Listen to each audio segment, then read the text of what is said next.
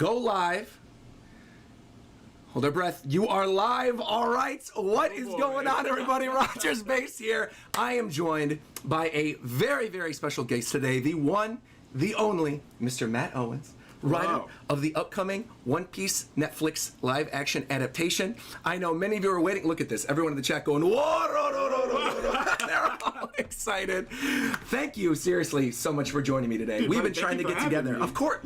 Thank you, first and foremost. We talked about this off camera. We've been going. This is so much fun. The Reverie, first and foremost. Yes. I want to say thank you so much for coming onto that Reverie. That was an absolute blast, and I think so many of us really felt relieved after you joined us talking about the One Piece Netflix show, because I think, you know, with so many different anime adaptations, we're like concerned if the people behind the show are actually like really fully invested in the series. And I'm telling you, man, you completely like washed away so many people's fears. I'm glad. Thank you so much. It was great to be on, because it is. We want people to know, like, you know, myself, Steve Maeda, everybody on the team are true massive fans. Yeah. Well, this is going to be good. Yeah. Clearly. People are saying no sound. Wait a minute. Wait a minute. We have. There's a spammer. There's a spammer saying no sound. I was concerned. I'm like, wait. See, this is what happens when you're live. You get trolls. People are saying there's no sound. Unbelievably, sound is working perfectly. Fantastic. Yeah. So before we do anything, obviously we're both fans. Yes. We've been waiting. We've been avoiding all spoilers. Yes. Staying off Twitter. We've been going back and forth on Discord. Like, you have your mutes up. Are you ready to go? We are going to read One Piece Manga Chapter 1022 for the very first time. And also, so many of you guys in the chat were like, hey, this chapter came out at 8 a.m. We were planning for 9. Yeah. So we're like, okay, cool. We'll set everything up. We'll be good to go. So I saw a lot of people concerned in the chat, but we are here. Let's go. All right, ladies and gentlemen, we're getting started. Chapter 1022. The stars take the stage. Reader request: a frog playing hide and seek with the Tontatas and a bunch of hydrangea flowers by Yo Fushi. Super cute. I'm into it. It's always good to see Leo again. I like the little frog in the background too. All the Tontatas, man, Sherry sticking there. I also like that he's got a little pirate hat. He's got his pirate hat, yeah. And he's got Nolan's. It looks like Jolly Roger. He has the little chestnut on the top. Oh yeah. That's kind of cute. And there's the king of the. All right, we don't care about this though. We got to go to the chapter. We got to go to the chapter. Here we go.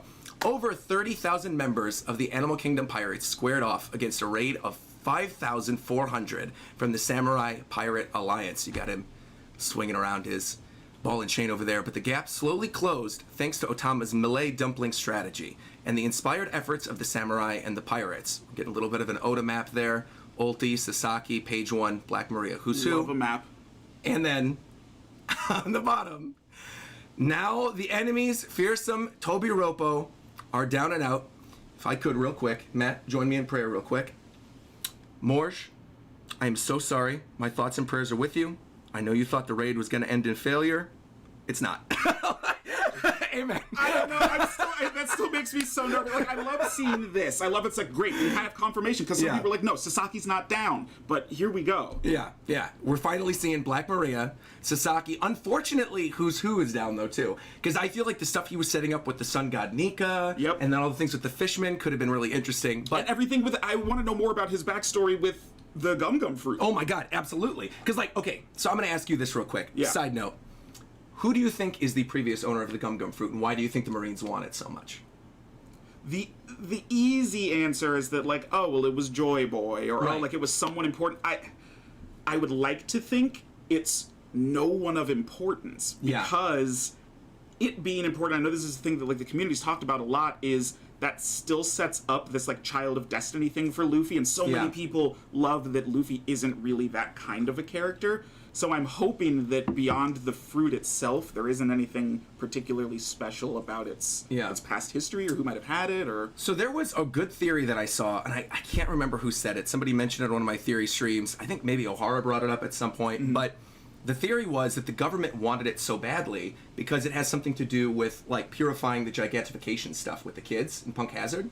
Oh, interesting. Because, you know, obviously Luffy goes year 3. Yep. At some point, we're bound to get Elbaf as a story arc, I'm sure. We're going to get more with the Giants. We still don't know what's going on. Big Mom obviously wants, like, all the Giants. She wanted to have one as part of her crew. You had the stuff with Loki, with Lola. So the thought process behind this is that, like, the gum fruit isn't necessarily something that was given to someone important, but is, like, crucial for that experiment, for actually creating giants. And if they can replicate it, people can stretch out their limbs, actually become giants, and then the serum will work. Yeah. Well, it'd have to be something then with, which is interesting, because that'd have to be tied to the fruit's awakening 100%. to be able to do that. So Exactly. it's interesting, like, who would they force it to, and how do you force someone to be able to get to the point of being able to awaken their fruit? Right, and maybe that's what they were giving the drugs to the kids. To the in kids in Punk Hazard, the Punk candy. Hazard, yeah. So maybe it's a mix of like if you have the candy and you have the smile fruit, that you're actually able to become huge. Like I think it'd be cool if we have a giant Luffy walking around in Elbaf, like just slamming down against people. Gotta happen at some point, right? Yeah, exactly. So we gotta get back to the chapter though. We're going off. This is people are going. Oh, see, he knows his stuff. Obviously, they would not have hired. They wouldn't have hired Matt if he didn't know his stuff. Brago's in the chat, by the way. Shout out to Brago. What's up, Brago? Shout out to Reagan. We got a lot of people in here. This is fantastic. So, let us continue. Above the Wano mainland, Onigashima. So obviously we're going to get more of this. Time left until it reaches the flower capital. Only 15 minutes. And you got Luffy. Finished up the meat that was given him from Caribou in the nasty swamp. Very good. Great shot of the Skull Dome. All right. Third floor of the castle. There's fire. Why? Kurozumi Orochi. Why would you serve such a wretched man, Fukurokuju? Oh, okay. This is the next fight we're going to get then. All right, put out the flames. So we're getting Raizo Fukurokuju today. Into it. Very into it as well. Ninpo Clone Jutsu. I'm still, again, side note, shocked at how cool his Devil Fruit was. When he had that fight against Kaido and he like wrapped up the blast burn and then sent it back, like, oh my god. We shinobi exist to serve the Shogun, whoever he is. Ninpo earlobe crackers. Okay. Smack it. Speak for yourself. The man you serve is a ghost. And you get lots of little Raizo shadow clones going around there. You mean Lord Odin? That's the real you. Smack. Seeing right through it. Found the true shadow clone. I've been watching through Naruto right now on stream for the first time. I just got to Toby. Oh, have you watched Naruto? Oh yeah. Okay. I was gonna be like, did I just spoil you? I just got to Toby becoming Ten Tails. Oh, nice. Bro. Obito Kakashi, people are gonna see it in the reaction recaps coming up, but like that fight was incredible and everything leading up to that was so cool. But all right, anyway, I saw the ninjas and I'm used to it. You were too emotional to ever succeed at the way of the shinobi. No matter how much skill you have in ninjutsu, it is those very emotions that make us who we are. Kind of cool. Great shot of him too, with like seems very sort of like 30s, 40s Japanese cinema, doesn't it? The like framing of it, the framing and everything. Really cool. All right. On that fateful day, we laughed together, we cried together, we perished together with Lord Odin. And now we are mere ghosts, driven to carry out the wish of our Lord. You got the graves in the background as well. Really cool there. Odin laughing back there. Yeah. That's good to see. Yeah, Kawamatsu. We've got Kinemon Lang. So do you think Kinemon's dead? Kinemon and Kiku? There's no wrong answer. I know, it's a theory. It's hard. Like, I think there's obviously there's such emotional stakes if they are dead, but is it like how much focus should be put there? Right. Like, is it unceremonious if we don't go back to them right now? I don't know. I don't necessarily think it would be, because I feel like, we've been getting these 1v1s with the Tobiroppo. We expect, I think, some of the samurai to die, some of the Akazaya 9.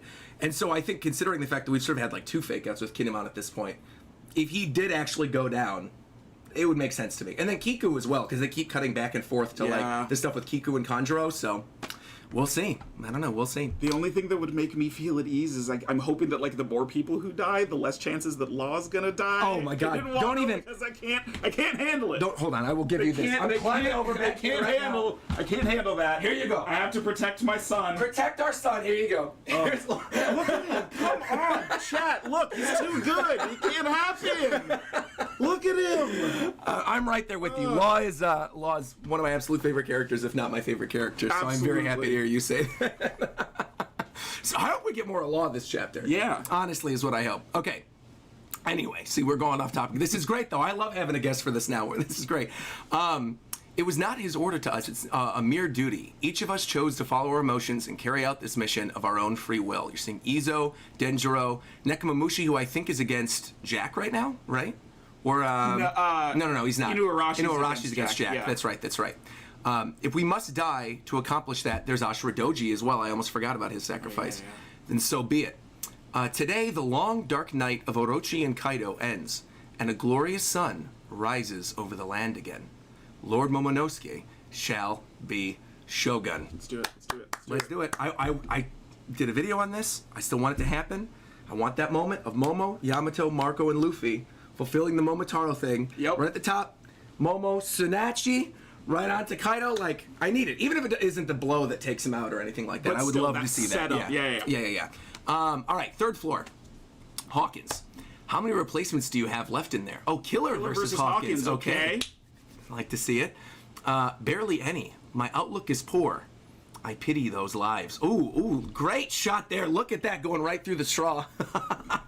Killer's such a beast. And I feel like he got so much cooler after the stuff on the roof. Yeah. I think the roof, like, boosted up everybody. It's just the fact that he could damage Kaido at all took him to another level. Yeah, absolutely. So Killer's up there. And it's good to remember because he's the only other non-captain besides Zoro. So it's like, who's in the Supernovas. Right, so he's here for a reason. Yeah, absolutely. And it's nice to see him operate at that level. And he obviously now he's got a lot of ties with Wano as well, with the stuff with the laughing, you know, the smile fruit. Kaido, he wants his revenge, and so I think it's good. I'm still unsure. Do you think the stuff that Hawkins was saying about, like, oh, that one person's fated to die, they've got like 1%, do you think we've already seen that, or do you think that's still coming? No, it's definitely still coming. It's definitely still coming. All right, good. Because he was talking about law. Oh, you think he was talking about law then? I think so. Oh, please no. Oh, no, please no. Please, no, don't do that. Please. Now you're getting me scared. I'm scared every time I start a new chapter. I'm like, this could be the last time I see him. Oh, Jesus. See, the problem for me is every time I read these chapters, I think because Law is one of my favorite characters, I don't even think about it. Like, I know he's here. I know obviously his crew just helped Luffy. And we saw him and Kid fighting Big Mom. Yep. Jesus, man. Now I'm thinking about it the next time we see them, that, like, she's gonna rip his soul out or something. Oh, okay. But there's no... He can't die without before using he performs the operation. Yeah. Or that's the reason he has to die. Because he can't use that ability. Yeah. It could go either way. Look, I don't want it any more than you do. Matt, you're making me cry on stream today. This is not good. No. All right, let's continue. While there are a few left, the real question is, whose lives are they? And you get the little straw clones, because again, now we know how Hawkins' devil fruit power works, where he, takes the other people. So, and here we go. All right, here we go. No. Second floor, Law and Kid versus Big. Are you sure you didn't read the spoilers? I promise you.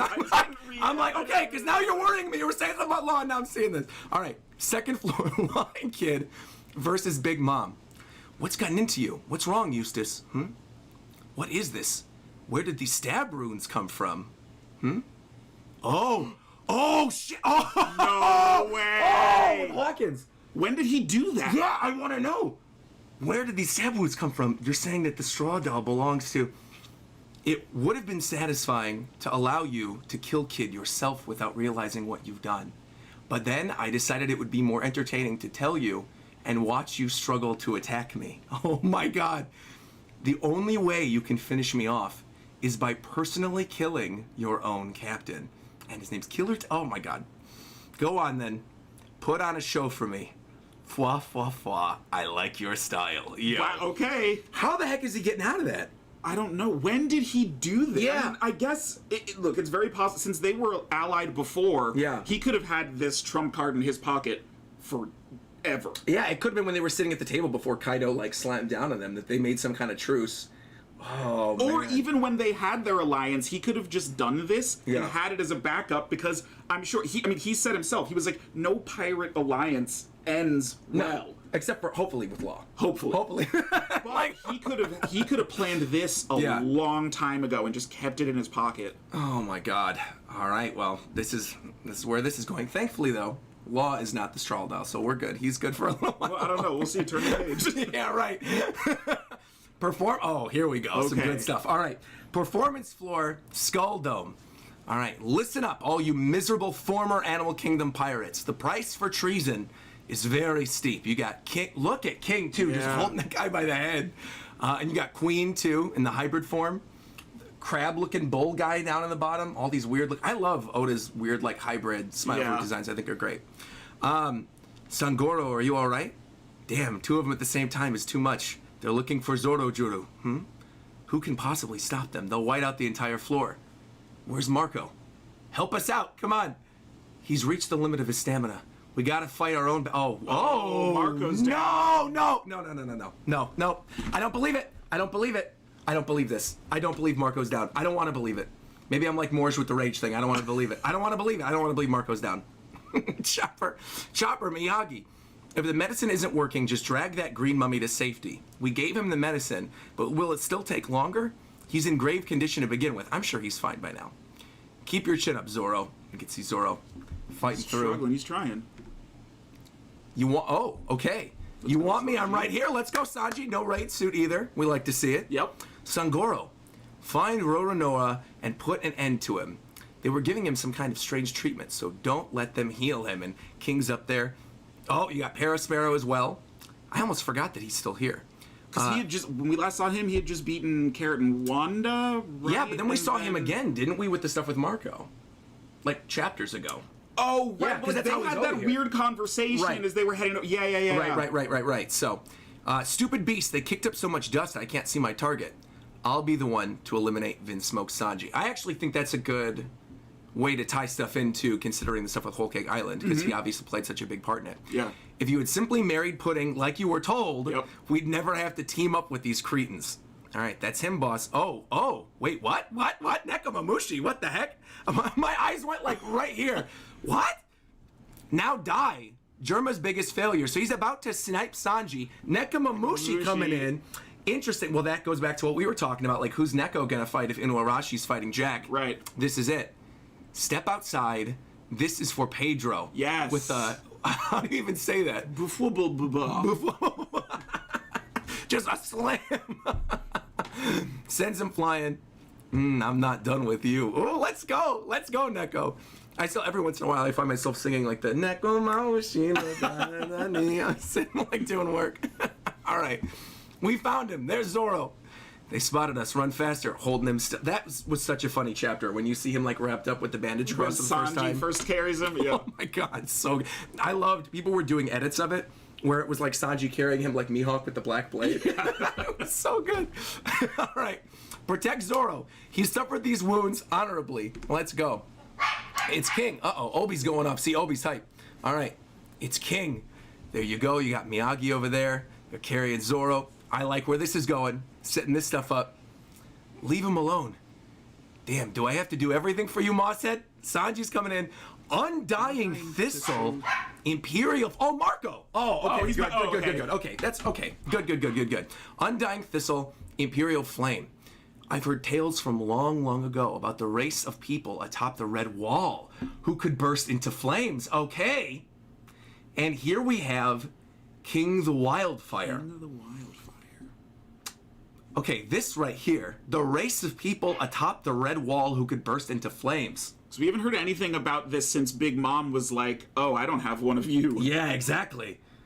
So that would mean you're still alive. See, okay, please, Oda, I'm begging and praying. Please. What I hope this means, Marco's up, he's good, he flies up, he goes meets up with Yamato and Luffy and Momo like we were talking about. You leave King to Zoro, you leave Queen to Sanji. Please give us what we want, please. All right, the Whitebeard pirates are supposed to be dead already, and you've got Queen with a really cool, like Frankie-looking laser coming out of his hand. Yeah. Really neat. All right, I give up. I'm satisfied. That's it for me today. So you see him backing off. The bandage. Oh, yo! Let's go. Bandages are ripping off. Yo, let's go. It's time for the stars to take the stage. Yeah, buddy, look at that. I can't look at that. I can't look at that full cover. It's too powerful. my God. We have to go in order. Okay, we gotta go in order. All right, look at that. He's back. 3-sword style Purgatory Oni mixed with Diable Mutton. The two of them fighting against each other, King and Queen. I'm so glad you're here with me right now. I am so glad you are here with me right now. This could be the most powerful single panel in the entire arc so far. Giri, Mallet, Onigiri, and so Diablo, Mutton, Mallet, and then 3-sword style Purgatory Oni, Giri, slice at the same time. See, bro, seeing the two of them together like this. And It was like, oh, you thought when they both came to save Toko, that was going to be the Zoro Sanji moment. No. Nope. And people have been, I know JD Legend is probably losing his mind right now. He is the biggest Sanji fanboy on the planet. I'm sure he's happy to see this. Seeing the two of them together. And Zoro's been taking W after W in this arc. It's true. It's true. Going against Kaido, showing off he's got Conqueror's Haki, actually slicing him, making him bleed. Yep. Like, everything, even earlier in the arc as well, with the stuff with the setup with Yasui, and oh my god, I love this. Even just the fact now that he can control Enma. Yeah, Is that in itself is a gigantic. Yeah. Absolutely. So they're going, yes, it's the Straw Hats. Hey, Twirly, once we conquer this battle, we're going to catch a glimpse of Luffy as the king of the world. Let's go! Oh, man. Oh. Once we conquer this battle, we're going to catch a glimpse of Luffy as the king of the pirates. To be continued. Please no break. Please no break. Please. I don't think there is, actually. Because I think they just recently announced that the next 3 issues of Shonen Jump are going to have the color spreads with, like, the top 50 from the WT 100. Oh, right. Exactly. So not Luffy. Oda was talking about that for a while, saying he was going to do that. And I saw some news on Twitter that was going to be the case. So I actually don't think we're going on break. I think the next chapter is next week. Hopefully. Come on. There you go. All right. You can't finally give us this setup. I think this is it. Come back to that 2-on-2 fight next week. Oh my god. I mean, there's a lot to break down in this one. I guess where do you want to start the review discussion portion? Because I think there's a lot. People are going to be clipping this. Lots of people saying no break this week. The chat is going off 3,400 live viewers. You love to see it. Chat? Love to see it. Oh, Jay left the stream midstream. Oh no, he missed it. He had to go. Oh no. Jay, real one. I know. Come on. You're not invited to the next reverie, Jay. You're out. You're out. Matt's taking your place. We're good. No more break for 3 more chapters. We're getting 4 in a row. Yo, all right. Very good. Shonen Jump app actually confirms it as well. I'm going to cry. This is too wholesome and too fire. This live stream is so good. No break. Yeah, people say they really finished each other's sentences. Let's go. Bro, let's go indeed. So the next break is 10:24. Oh, people are saying the on-screen chat isn't loading. I guess too many people were putting messages in that it's not refreshing. Here, I got this. Don't worry. I got you. There you go. Oh, yeah, now I see. Oh, no, it is. It's like stuck. It's not moving. There's literally so many. Oh, no, there you go. Go. It's moving now. All right, we're good. We're back. All right. Where to start? Probably, let's start at the ending, because we're here already. We're looking at this magnificent panel of Sanji and Zoro using this attack. Go back a page. Yeah, you got it. Because I'm wondering if Marco coming in, Undying Thistle. Right.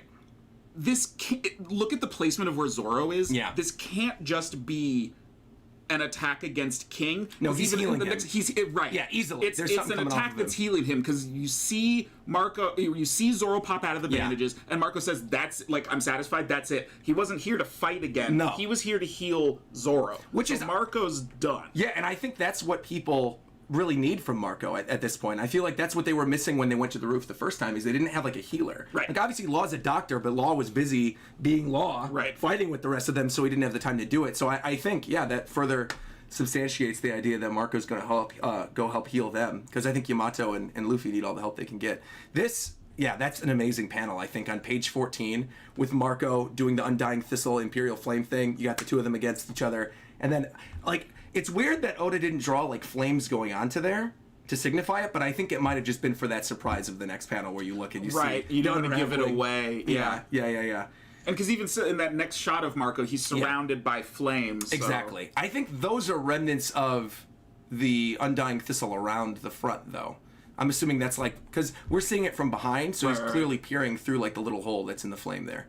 And then all of this with King the Wildfire and the race of people atop the Red Wall, what that could mean, because there have been so many theories about who King is and what his race represents, and if it has something to do with the Red Wall, and I'm sure you've heard all the theories about the Red Wall being something manufactured by the government, and that it wasn't there, and it was previously the all blue before the seas were separated. Right. I'm wondering if because they have wings, and I'm thinking back to obviously O'Hara just did that theory that went viral about Skypiea and then about how it's the most important arc, and it told us everything we need to know. I think most of us who are hardcore fans have been saying that. I think it's people who are casual getting into it this is kind of long, but obviously you see literally a monkey with a straw hat on the Golden Bell in Skypiea. I don't know how much clearer you can get than that.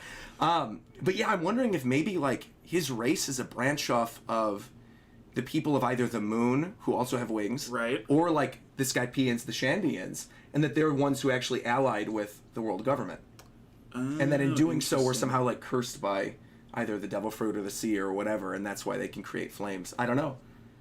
I love that, though. I think setting that stuff up with him, because we need to know more. And it's just a tiny bit more than we'd had. And on top of that, too, this goes really nicely with Zoro, because now he can cut fire just like Kinemon. So this is like the perfect matchup for him. Yep. You know, being able to cut everything. The matchups are great because also even just like the reveal that Queen is a cyborg and like has a relationship with Judge. It's like, okay, great. Well, Sanji's going to get to fight a representation of like the science that his family is involved in. And I'm sure if we're getting, you know, backstory and plot stuff with who's who, we're gonna get it with Queen. I'm sure that's like one of those things where, especially because we don't have that many more arcs to go, I feel like we're kind of reaching the end game after this. They're gonna have to fit in that stuff somewhere with like Germa and the Vinsmokes and other technology. This might be the time to do it. I mean, maybe even like a tease of Vegapunk. I was gonna say that it has to give us Vegapunk because we know Vegapunk and Judge work together, and so Vegapunk had to be a part of this same crew that Queen was. Yeah, and we know Smoker and Tashigi are off. You just go meet up with Vegapunk right now with the kids. Right. So it's all coming together. Beautiful. Can we just go back one more time before we move on? Just look at that beautiful panel. Zoro and Sanji together. And then even Marco, like, pulling the classic, pushing his glasses up. It's time for the toss. That's what we need to do. Before this is over, when I do the thumbnail again and include Zoro and Sanji in it, we have to have both of us pushing our glasses up like that. Done. Gotta do it. All right. So moving on from this, obviously super hype. The stuff with Zoro and Sanji. Love the matchups. Oh, hold on. Accidentally clicked this off.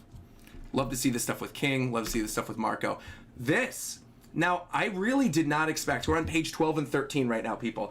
I did not expect Nekomamushi to be the one to fight Parasparrow. Right. I really didn't. I thought there would be some type of correlation with, like, Jack. Either Inuarashi was going to be struggling, Neko would hear and then come take him out. And so it'd be the two of them? Right, because the whole thing that they said before was that, like, oh, we couldn't beat you. Like, it's a good thing that there wasn't a full moon tonight. Right. And then we obviously had Carrot going Sulong and everything, so we would see their Sulong attacking them.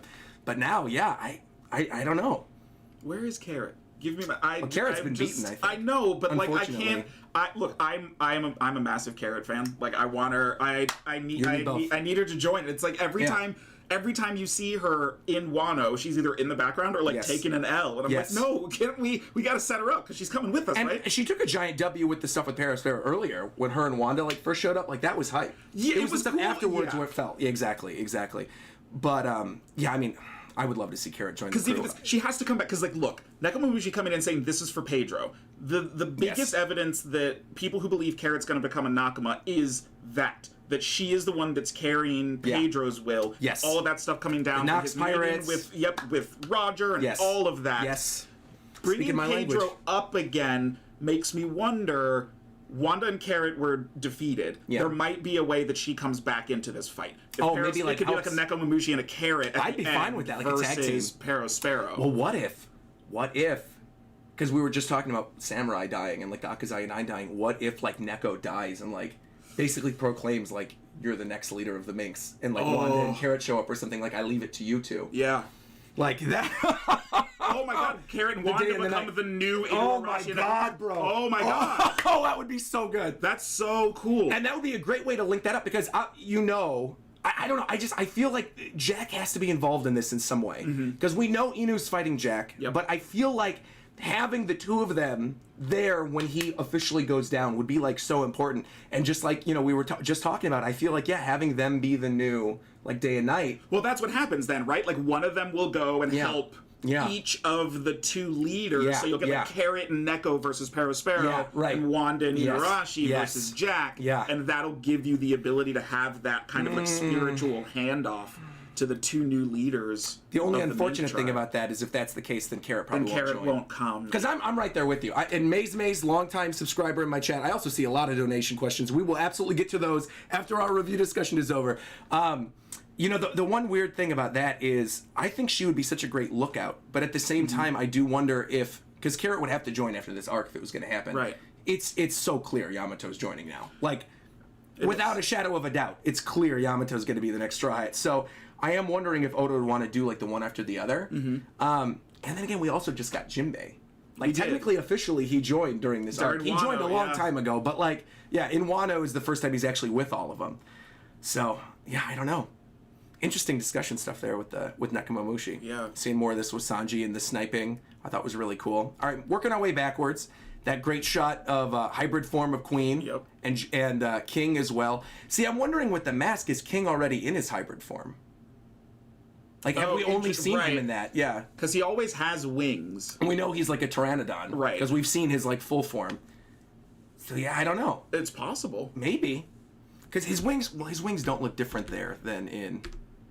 Oh no, they look the same. Yeah. He looks the same as he always is. Yeah, maybe he's just always in his hybrid form. He likes having the extra power of the pterodactyl. I don't know. More of the stuff with Zoro on the bottom.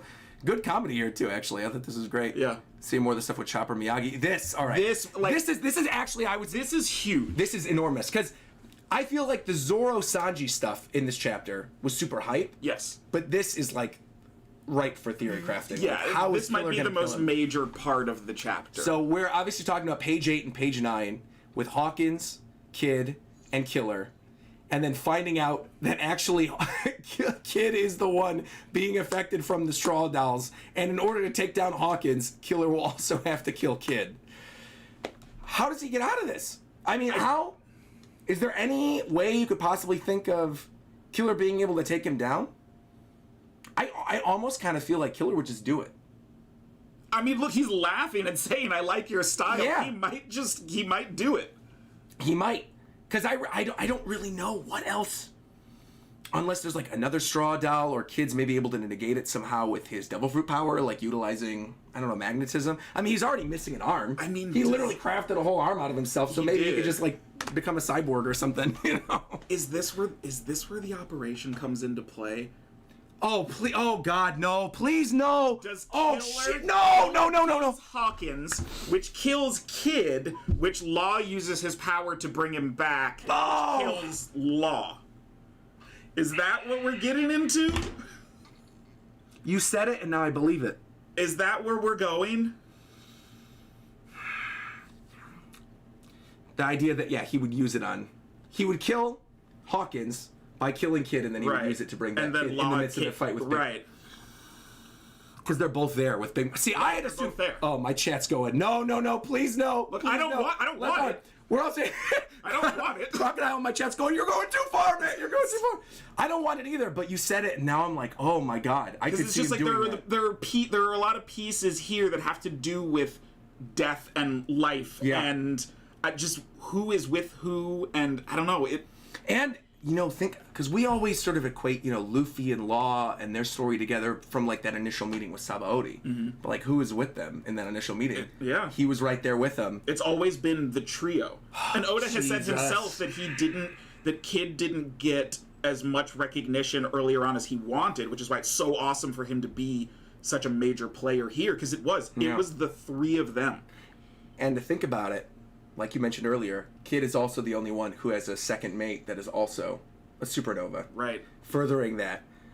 Bro, why on earth, though? Like, if Law's going to save anyone with the surgery, I would feel like it would be Luffy or... But you also, might be right. I mean, it's... also Oda's too smart. Like, that's what everyone assumes, right? Yeah. That he would use it on Luffy. Maybe not. I'm sold, kind of. I'm sold a little bit. People are saying left arm, it'll just be his left arm. Sai in my chat's going, Law is dead, you guys. We gotta just deal with it. No. Law's gonna die. I don't want Law to die, but no, it's set up perfectly. If I take a step back and I remove my fanboyism about Law, and I really look at what's being set up right now and saying, if you have to kill me, you have to kill Kid in order to kill me. Mm-hmm. And it's been set up multiple times about the immortality thing. Because look, this can go either two ways. Like we were talking before, when Hawkins is like the probability of this person surviving is like so low. Yeah. Because he had this trump card, he could either have been thinking he meant Kid, but Law will prove the prophecy wrong by saving him, or Hawkins is playing 5D chess, and Law is the actual one he was talking about, and Law dies by save. Like, this is all to get to Law. Or the 99.9% chance that they were going to die, right? He is talking about Law. Like you said, he's playing 5D chess, and Law somehow, some way survives the immortality surgery. I mean, I would love it. I don't want him to go anywhere. That would be also amazing, too. The more we talk about it, the more I see people are going, wow, they're really geeking out in the chat. We are, because it's hype. So, such good stuff. The other thing I do see, because my chat has been bringing this up, obviously his arm is gone. He's already got the magnet arm. Right. He could just do something as simple like Killer knows the fact that his arm is gone. And he's like, fine, I'll just take you down by slicing down your arm, really making him bleed, making him struggle. Do we think that'd kill Hawkins, though?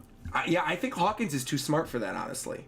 But then again, Apu went down very quick during this arc, so it was like we haven't seen Apu in a long time. That's true. So I don't know. That's true. And to be fair, Hawkins and Apu were the ones who sold them out in the first place. They're Right. like, we're gonna go to Kaido, you two, you're gonna eat a smile devil fruit, you're gonna get thrown in the prison. Right. Oh no. I'm thinking more about this with the stuff with Law. My chat's still going up. And L for him, L for Law. Lapu, someone run the chat. No, guys, come on. Oh man. All right, well let's go through this because I think there's a lot of super chat theory questions and all this kind of stuff they wanted to talk about. So we'll move through the rest of the review discussion real quick. But there's just a lot to this chapter. This is a really good one. More of the stuff with Killer and his fight with Hawkins. I love the way that was set up. Mm-hmm. That great moment too with Raizo and Fukurokuju, where you're seeing him talking with about the other Akazaya 9. It's nice to set them up again. Yeah. Just see them. Which also makes you think, well, look, we saw Nekomamushi come back into play in this chapter, so hopefully this is just reminding everyone where they are, what's going on, and hopefully we'll see some of them,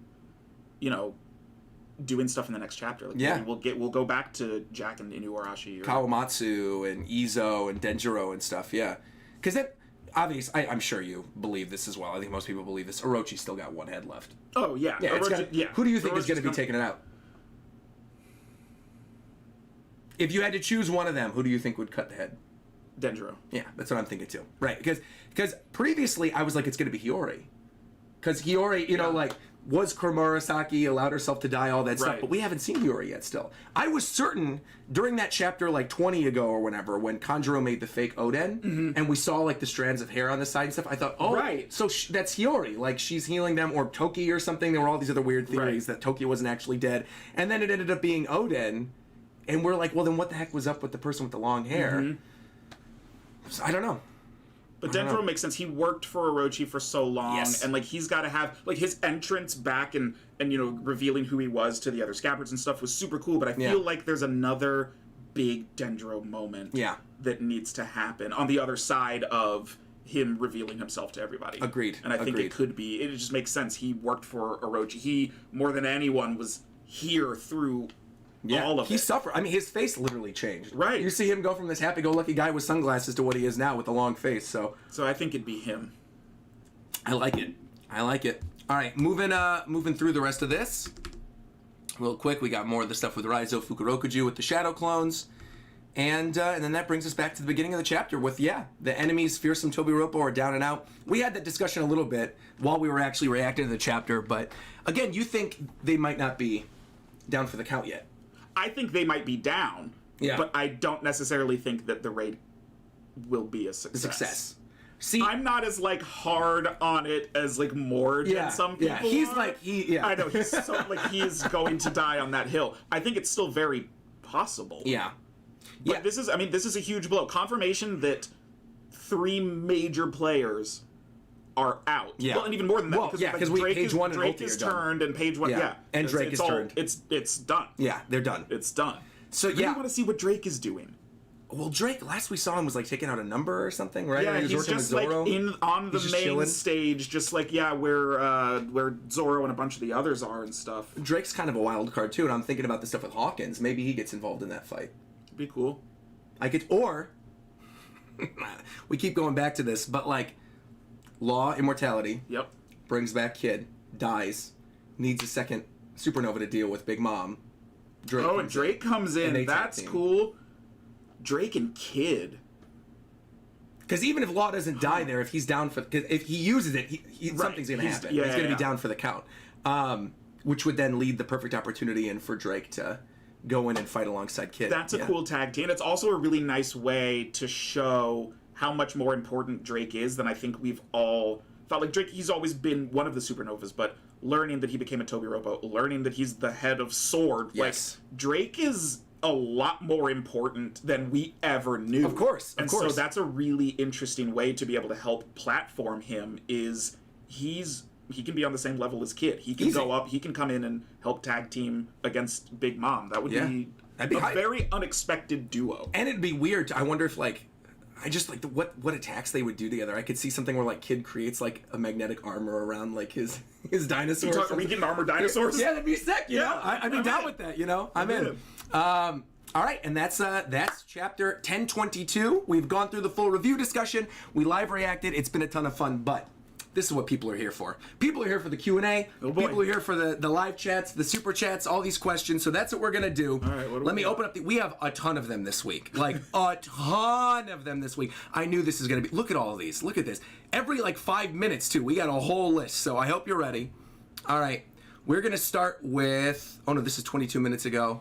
Get Pillow-sama ready. Oh, someone donated 37 minutes ago right before we started saying, you better get Pillow-sama for the last page. I got him right here.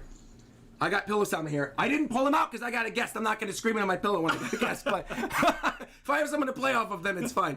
But thank you very much. Appreciate it. All right, so we're starting right here. 22 minutes in was the first one. This comes from Gio saying, Mr. Owens, please put Eustace, Captain Kidd in the One Piece live action. I think it goes without saying you guys aren't cutting characters. Like, at some point, whenever you get there. I hope to get that far. Yeah, exactly. Because obviously Kidd wouldn't be introduced until, like, that would be like a season 4, season 5, like full down the line kind of thing. Because that's like Sabaody is. So it's that's far. Like far away. It's we got to get through Enies Lobby, Skypiea. There are so many things. Everyone, please watch the show so that we can get more seasons so we can get to Kid. Yes.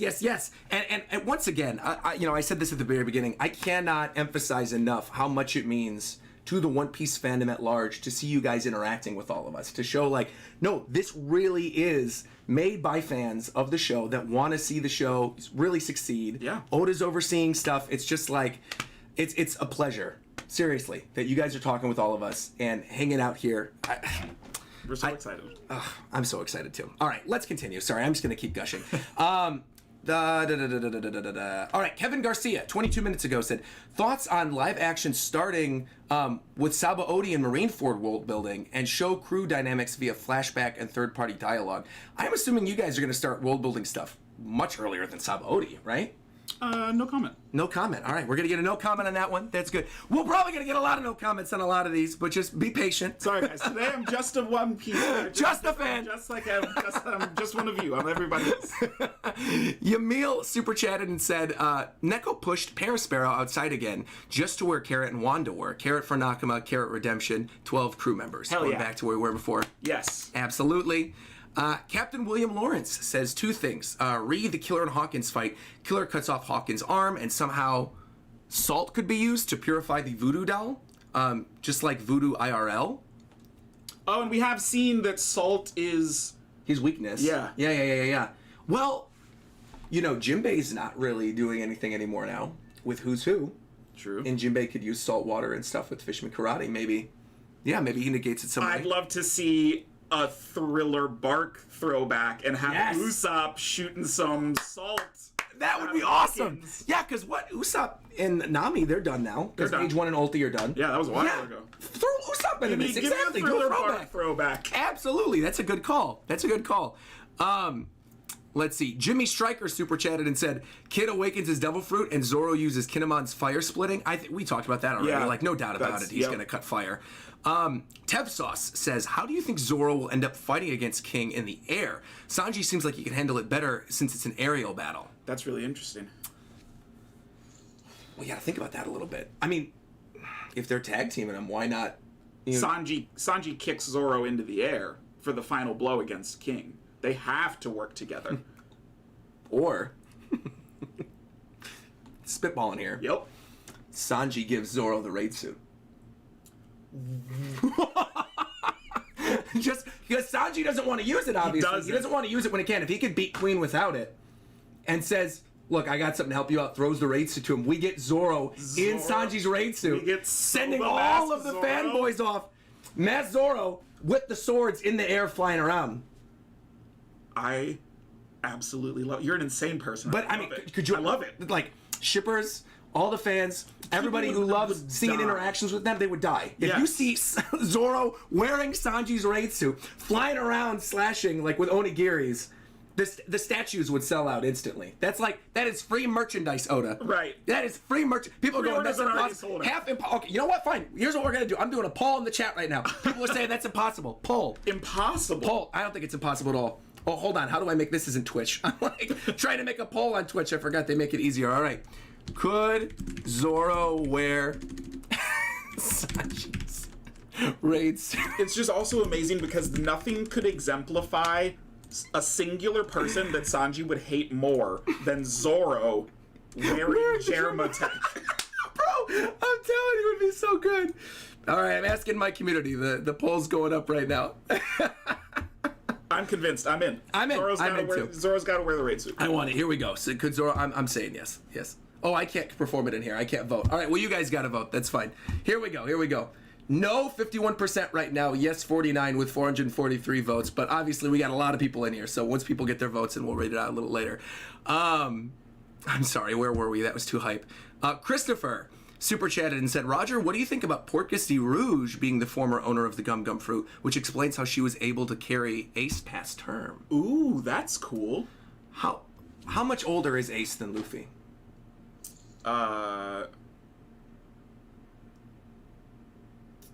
It's like a year, 2 years? I'm gonna look. I'll just look. Because One Piece Luffy wiki this. was 7 for most of the flashback, and was Ace 10. So are they 3 years apart? I want to say Ace age. Oh, here we go. Oh, they knew already.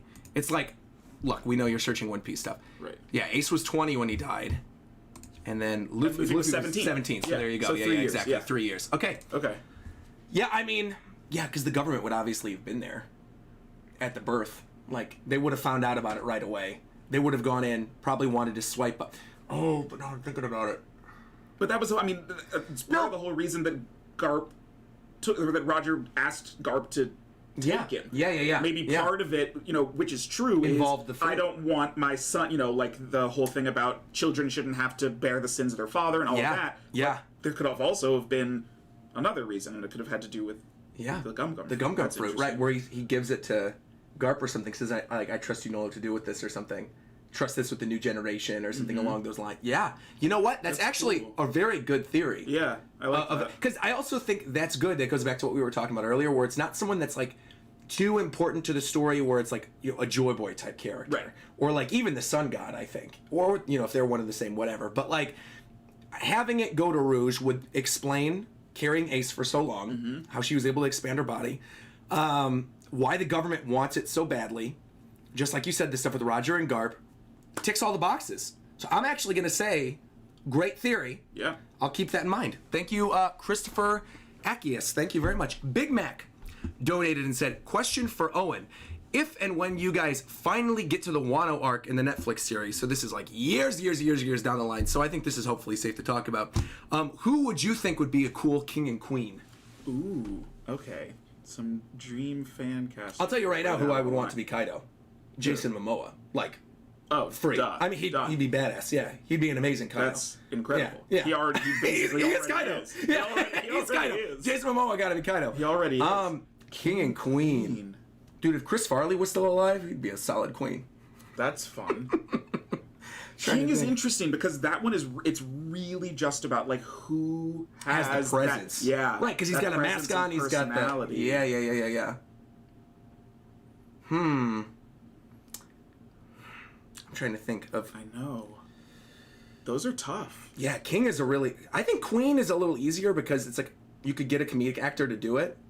A comedic actor who's like big but also threatening. Right. Because I think instantly, like a lot of people, looks-wise, would maybe go like Vincent D'Onofrio because of the stuff with Kingpin, but like his personality doesn't really fit. Right. Yeah, this is a tough one. Oh shit! What? That'd be Jack Black for Queen. Jack Black was singing, and then the whole opening with oh my god, that would be brilliant. Where he's like singing and doing the whole dance sequence. Oh, that'd be sick. Oh man, good call. That's a very good call. Yep. That's a very good call for Queen. That's like, I like that. Shaquille O'Neal for King. That's not happening. No way. We grew up with Kazam. I don't think we want Shaquille O'Neal anywhere close to One Piece live action. I think.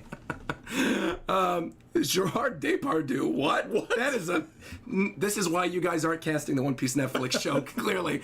All right, moving on.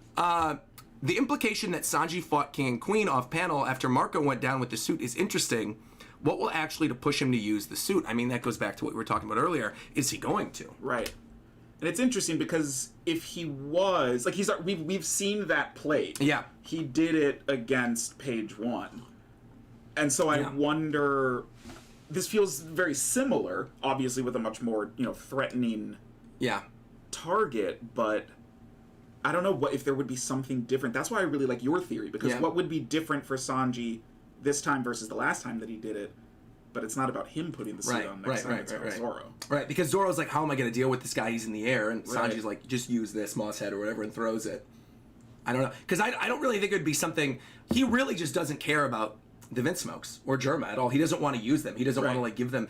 And I think it made sense with the invisibility and putting it on versus Page One with the durability. But at this point, just fight Queen. Also, just from a character perspective, how great is it that for Sanji to beat Queen without the need of the suit? It's like, I am better than this technology. Exactly. I don't even have to use it. And in fact, and it lines up perfectly too, just like you said. Yeah, it's like the I'm better than my technology thing versus Queen, who's all about technology and modifying his body. Right. Yeah, that lines up perfectly. I love that. So I hope he doesn't use the raid suit now. Yeah. I really don't.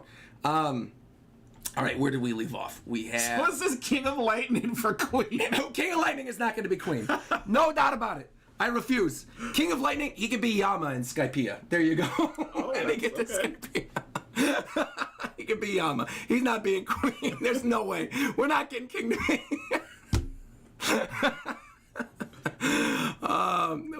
all right. Chance, where did we have so many questions. All right, Matthew McKenna. What do you guys think of Raizo's speech? Does it give some credit to the Ghost of Wano theory, in your opinion? I'm assuming he's talking about the real life ghost thing at the end of it, that the Akazaya die, and then at the end of the arc you see the ghosts actually appear, where the prophecy comes true. What do you think about? Do you think all of the Akazaya are gonna die? Because I don't really. I think we will lose some of them. Yeah, for sure, 100%. For sure. Yeah. But that's an interesting question though, because what will happen? What is the structure of Momonosuke taking over? Right.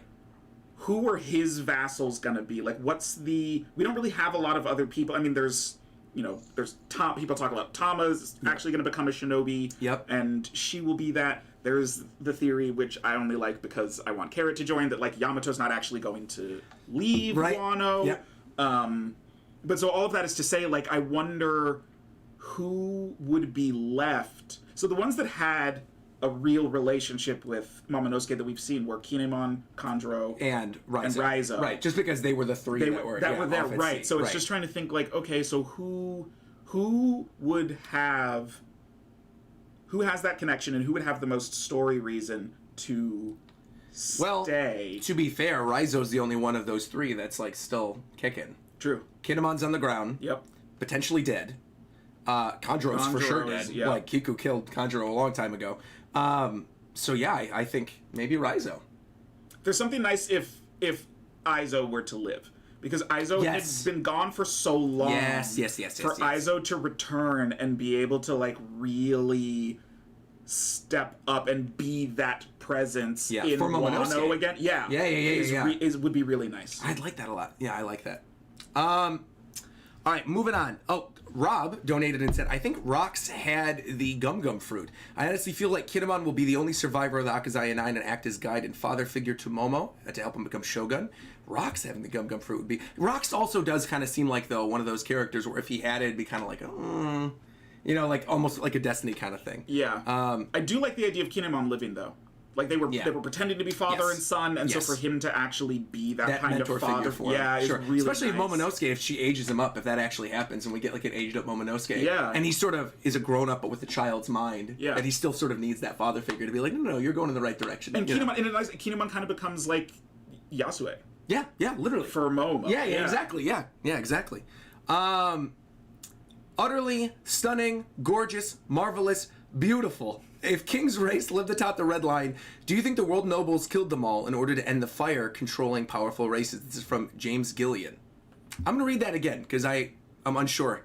if King's race lived atop the Red Line, do you think the world nobles killed them all in order to end the fire-controlling races? So is it like they thought Like they this eradicated race them? was able, they were too powerful because they could control fire, so they eradicated them. Right. I mean, I wouldn't put it past. Yeah, that sounds like I wouldn't put the it world past government. Yeah, I mean that's a pretty easy one. Skeleton Ghost donated and said Oda wouldn't go through the trouble of having Sanji and Zoro together if it was just going to be one-on-ones with King and Queen. Zoro cutting lasers, Sanji taking King when he goes in the air. Can't wait for it. See, I'm down for that. I love the idea Same. that it's not just going to be 2 one-on-ones. Yeah, they're going to tag It's team. going to be a 2-on-2. I love that. I love that a lot. Let's see. I think King is a Sephiram. Sephirams are fallen angels, literally translated as burning ones. Oh, a so his race. seraphim. Oh, seraphim. I said that wrong. Interesting. I almost said seraphim because I've been playing Skyward Sword. And Yep. you've got like Girahim in it. But okay, interesting. I wonder. Does That's that... true. And look, I mean, like, King's wings look like black angel Yeah. wings. Yeah. And he's controlling controls fire. and stuff. fire. Sure. That's I really, like it. I like that. That's I really like that cool. idea that's what the race is based on. Liam Dunn says super excited for the live action. See, there you go. Thank you. Saying, I'm unrepresented, but I would love the chance to audition. I promise I could play a killer Sanji. Anyway, I could reach out. I'm sorry, my friend. Yeah, I don't think so. That's I can't help you with that one. yeah. But appreciate it, Liam. You know. Do a fan movie or something. Upload a video on YouTube or something like Love that. those. You know, Bryant Brawler super chatted and said, "I think that when Zoro says we're going to get glimpses of Luffy as the Pirate King, he might be referring to Luffy's new form, like that's an cool. awakening or something, or a Gear 5. Awakening or Gear 5, which everyone assumes is coming. When they talked about earlier, when Robin mentioned that like Zoro and Sanji are the wings of the Pirate King. I took that like metaphorically, obviously, as Zoro and Sanji are the right hand and left hand. We just got a massive donation, by the way, which is, if you're wondering why you're here in Frankie's, super going off. I think that was from Joe, who just sent $100 saying, "Do One Piece justice, Matt. Love your passion. Keep it up, Roger, and hopefully we'll catch you around LA at some point." Thanks, Joe. Thank you very much. $100 donation, man. Thank you very, very much, Joe. Greatly appreciate that. Nakama, thank you very much. Breaking free of the... what we were talking about earlier. Yeah, greatly appreciate that, Joe. Thank you.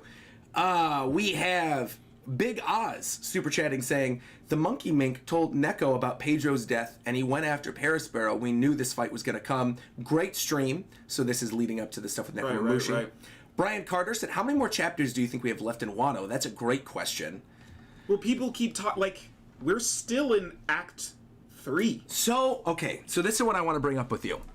I was, and Morge knows this, I think this is how long this arc has been going on. We had this exact discussion on the Reverie you were on last year. So, like, we've had this discussion. I really, truly thought Act 3 was going to end when Luffy got knocked down the second time. Yeah. Because every fell off single of the story Onigashima. arc, yeah. Every story arc, you've got Luffy fighting the villain 3 times. You see this with Doflamingo, you see this with Crocodile. I expect to see it here. Right. We're now in the 3rd fight with Kaido. Yep. Presumably, Luffy's going to win this 3rd fight with Kaido alongside Yamato, Marco, Momo, whatever. And if that's the case, I would have assumed that if it was going to be following that 5-act, like, Kabuki structure, Right. the ending of 3 would have been the tragedy that's the tragedy, of Luffy yeah. losing. Right. And then you also have, like, the Akazaya, you have also the tragedy with Kanjuro and Kiku. Right. You got a lot of characters. Kinemon getting slammed with the club. Yeah. Like, there's a lot of stuff being set up there where I'm like, oh, they could have ended it there. That's where you close the curtain. So then when they moved on into the Tobiropo fights and we started getting Frankie Sasaki, I'm like, okay, maybe we'll get like one of these. And then we got Black Maria and we got Robin and Brooke. And I'm like, okay, maybe. And then we got more and more with Jinbei and Who's Who. And now look where we are. The Tobiropo are done.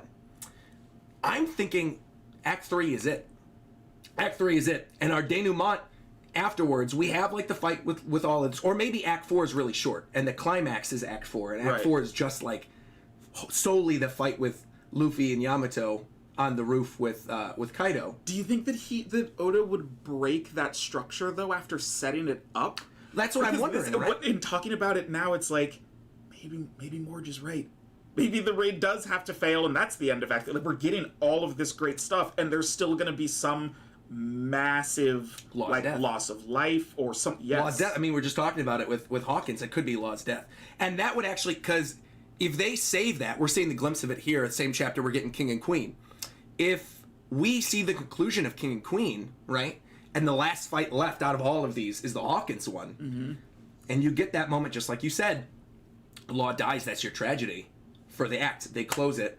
You move into Act 4, and you get the fight against Kaido. And you get the fight against Kaido. Right. And that's the climax, and then Act 5 is the denouement. Yep. Yeah, but that wouldn't necessarily be the failure of the raid. That's true. It's not the raid. It's not the raid. Exactly. I think we're past, because I think the idea of the raid failing was really concretely set up prior to this. We're like the stuff with Luffy failing against Kaido, the stuff with the Akazaya 9 slowly falling. That to me was the failure of the raid, and I think we're kind of past that at this point. Yeah, I do. I think you're totally right. Loss of life. We're going to see more characters dying. But I do think that Luffy's ultimately still going to win against Kaido. I agree. This is probably a question that someone's going to bring up too, but I want to go into it while you're here anyway. Do you think Kaido's dying this arc? No. Yeah. I'm glad you said that. Because I was team yes, absolutely. I was thinking Blackbeard's going to come in with Moria and like steal the devil fruit, and that's going to be... And now I don't think so. Because Kaido's whole thing is he wants to die like this legendary death. And what would be more... like pitiful and pathetic than to have him somehow restrained by like Luffy and Yamato and the rest of them and then like dragged out of Wano. And that is the message that it sends to the rest of the world, that like not only did we beat him, he's our hostage now. And they drag, because a lot of people are wondering if Kaido doesn't die here, he still needs to be removed from Wano. He can't be here anymore. And that would give Big Mom a reason to chase after them as well going into Elbaf or whatever the next story arc is, which then could lead them to the final war. Yeah. Well, or, look, Kaido and Big Mom were like, dude, this alliance, we're going to finish things here, and then we're going to go, like, they want to go out. They're going after the One Piece. Right, exactly. I think there's a version where Blackbeard recreates the Rocks scenario. Pirates. Oh, like the God Valley thing. I think... Oh, and he... I think there's a way that Blackbeard, like Kaido and Big Mom, they're going to stay around because they're going to follow Blackbeard.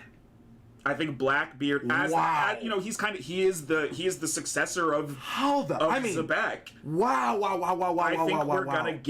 I think he's going to reform under his banner the existing members of the Rocks Pirates. The only thing again, I love that idea. The only thing working against it is, I'm thinking back to the stuff with Moria, where Moria's crew was slaughtered by Kaido, right? Yes. And yeah, I mean, maybe that still goes back to that earlier idea that like Blackbeard the whole deal between Blackbeard and Moria. Yeah, we don't know. We don't know. But I'm assuming he's working with. I mean, they literally just did a banner in. They had like one. Do you play One Piece Treasure Cruise? Yeah. So in Treasure Cruise, they just did the full lead banner with like Moria, and he's basically a Blackbeard unit. So I like they pretty much clarified that like Moria's with Blackbeard now. But also, if Blackbeard is in charge, he'd just be like, Moria, get over your shit. Like I don't give a shit about what happened between you guys. You know? Yeah. God, man, I love the idea of like the reforming of the new Rocks Pirates. That would be so sick. Wow, I love that. All right, moving on. We still this is so great. Thank you guys so much. Seriously, this has already been such a great stream. We've already gone an hour. Look at that. That's great. These are normally like 45 minutes to an hour, so this is good. We still got lots more to go. We talked about King and Queen. Omkar donated and said, "First off, Matt, let me start by saying I have been a fan since Agents of S.H.I.E.L.D. and Luke Cage. Thank you very much.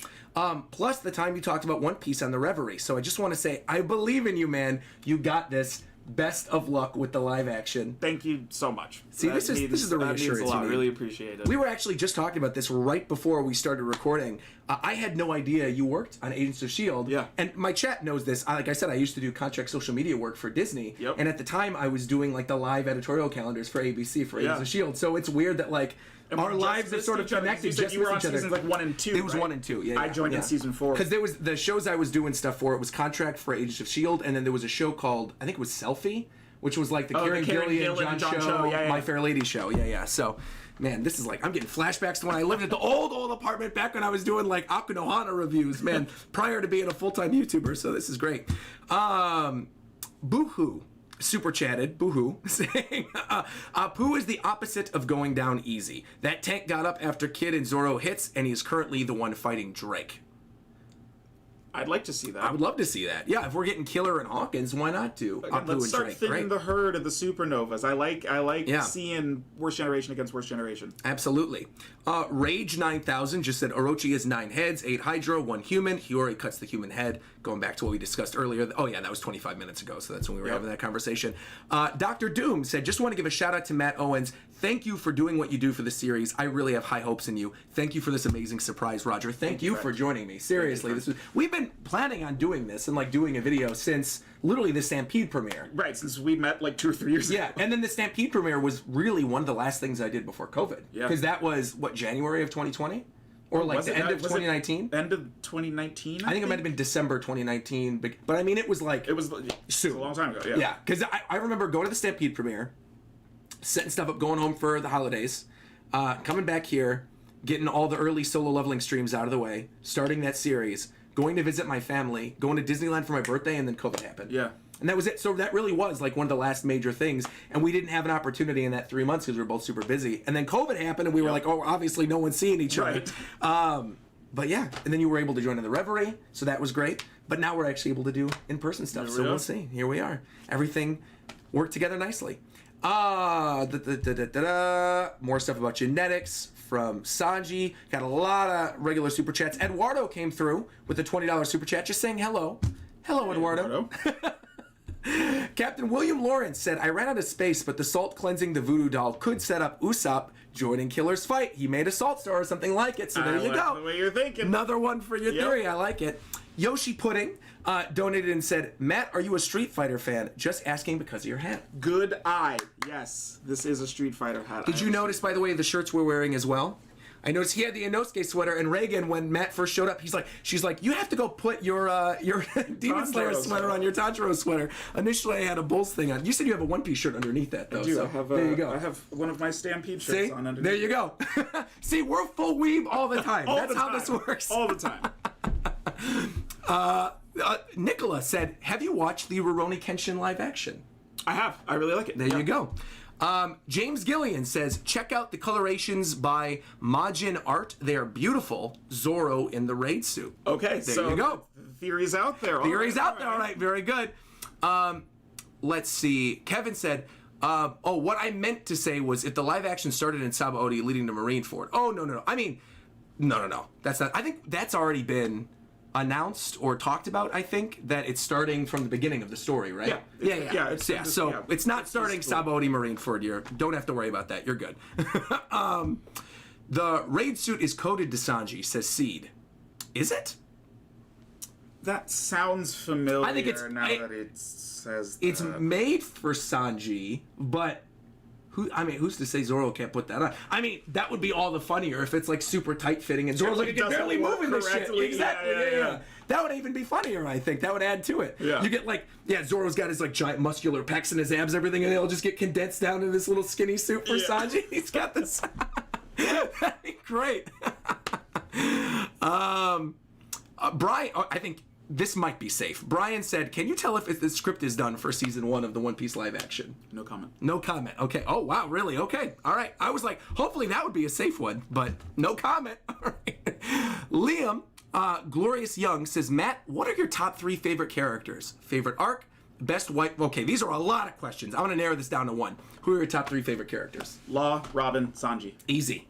Also, my man, literally 3 of my favorites. Love to see it. Okay, we could do these. These are lightning round. Favorite arc? Annie's Lobby. Cool. Best waifu?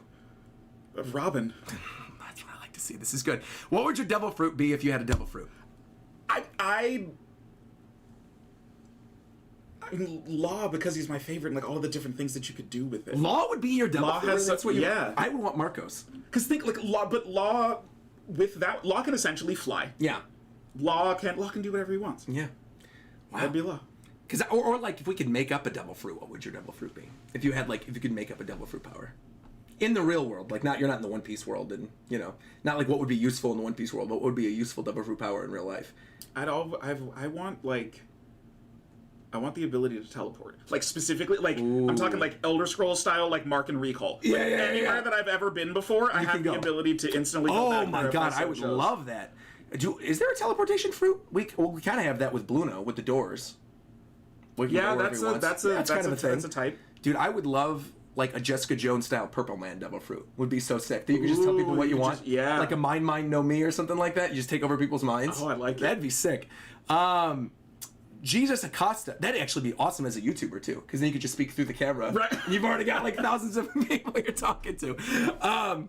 Jesus Acosta said, I feel like Hawkins has a pain minimum, like a good punch can have the same effect as a stab, just to get rid of the voodoo doll.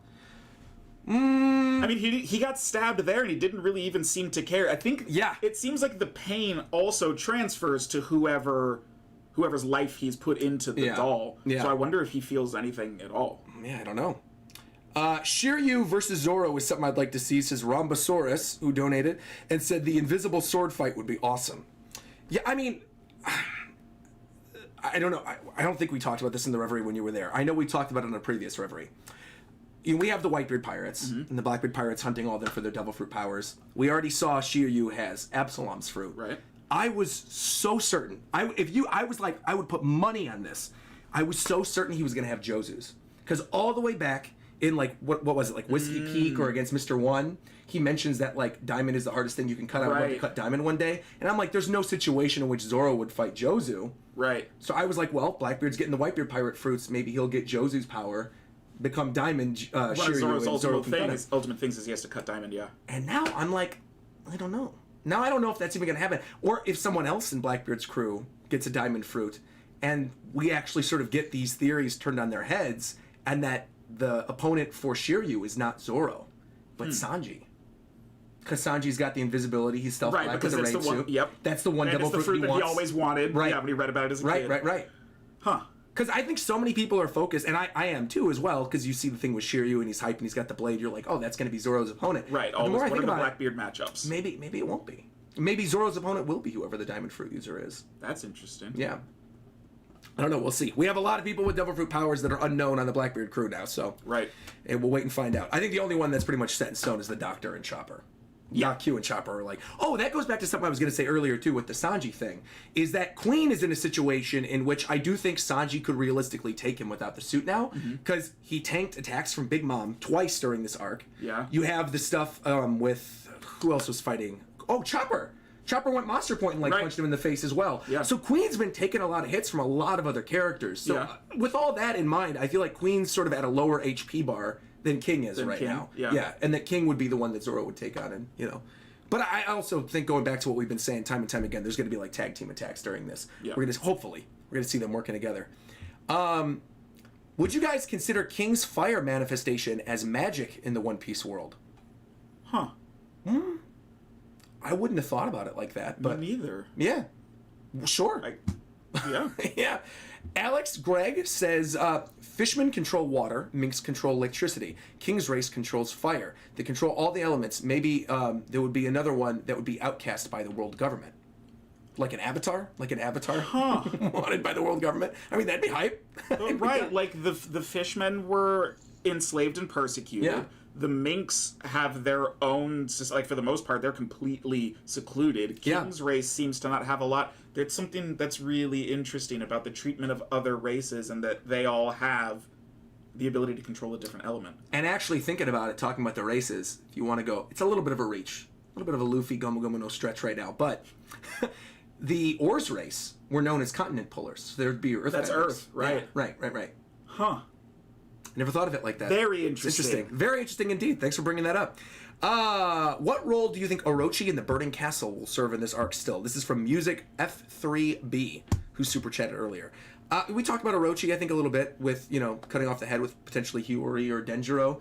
The Burning Castle picture, I mean, just like Onigashima being taken down, Yeah. Setting and Onigashima's already on fire because of stuff with Black Maria. Right. So, it's already being set up. So I think you're getting it. This is from Lucy B saying, Matt, did you hear about the theory about Blackbeard having eaten a mythical zone fruit of the Kraken? I did see that theory, which is really interesting because it's like have you seen this one? No. Okay. So the idea I've seen the Chimera one. I think that's been going on since like Eni's Lobby was first being published. Yeah. We're talking about that. This one is awesome. I think I'm trying to remember, did I see it on Grand Line Reviews channel like last week? Yeah. The idea is that that Blackbeard has already eaten a devil fruit even before the Yami Yami no Mi, and that it was the mythical Kraken one. and that because octopuses, all of them have 3 hearts. Yeah. And that's what enables him to have 3 different fruits. And so his ability, and it's like, the 3 heads of his flag. I love that. Right? It's really cool. And I would like that more than the Chimera thing, too, because octopi obviously have a tie to the ocean. Exactly. And that's cool. That presents something that could be incredibly unique across all Devil Fruit users is maybe Blackbeard isn't affected by the sea. That would be sick. See, we had this conversation actually not on the last One Piece theory discussion video, but the one 2 prior regarding the idea of if there was ever going to be a water no Mi or something that controls the seas. And the workaround for me is some type of salt fruit, like a salt Mi, something that controls salt, that can manipulate salt water while not necessarily controlling water, while at the same time has the properties of salt where you have hardening, you can create swords, all that kind of stuff. Cool. And that potentially maybe that would be Emu's devil fruit, because I'm umi backwards. As a way to... Obviously. It's like, you're the sea, that. You're the actual king of the world, what more would be you're literally controlling the sea using salt. Yeah. Oh, I like that. And we're even seeing it here with Hawkins. It's like so many devil fruit users are also weak to salt. Right. So, yeah, just a thought. What is this? Love the energy. Guys, don't worry. Law is not dying. # sword agenda from Randy Troy. Yo, shout out to Randy. What's up, Randy? Okay, so do you want to know another just crazy small world connection? Yes. Randy and I worked together in the past. Randy worked on Luke Cage. Oh, what? Yeah. Okay. Randy and I have known each other for years. You gotta do a collab with Randy then. I know. You gotta do it. Randy, what are you doing? Get mad on your channel. Do a collab. I love Randy. Hope you and the family are well, buddy. Yo, shout out to Randy. That's awesome. That was so fun, too, on the last Reverie, because he was coming in on it. I think he was about to hit 5,000 or something. And during the one you were on, later on, about an hour in, we're like, all right, we're making the push. We're going to get into 5K. And it happened live on stream. So shout out to you, Randy. Absolutely. Everybody go follow Randy Troy. He's love to see him. Amazing. He does really good One Piece live action videos, too. He's done fan casting things. He's done some really fun stuff. So, yeah, right on. Morgan Daniel says, thank you for engaging with us fans. If I were to say anything, I'd want to say, for the live action, I'd like to see it adapted and not trying to be an anime. That's from Morgan Daniel for you. Morgan, that is a very apt take. The anime is its own thing. Yes. As will be this adaptation. Yeah. Very good. So you can sleep well, Morgan. Don't worry about it. Won't be trying to replicate the anime. Steve Schuenbach just super chatted and said, I think Wapol's Munch fruit is actually pretty neat and incredibly useful. Wapol's just a moron who uses his fruit poorly and isn't that creative. I agree. Yeah, Wapol's an idiot. Yeah, that's just nothing to do with this chapter, but we agree. I think wholeheartedly. Morgan just donated again and said, please make sure not to adapt the live action based off the dub of the anime as well. It's been proven that doesn't resonate with fans. Please name him Zoro. His name is Zoro, yes. There you go. Clarification. Anybody worried? He is Zoro in the One Piece live action. There you go. If you wanted a new story to throw on Entertainment Tonight or whatever, there you go. His name is Zoro in the One Piece live action. No Zolo. You're good. No Zolo's here.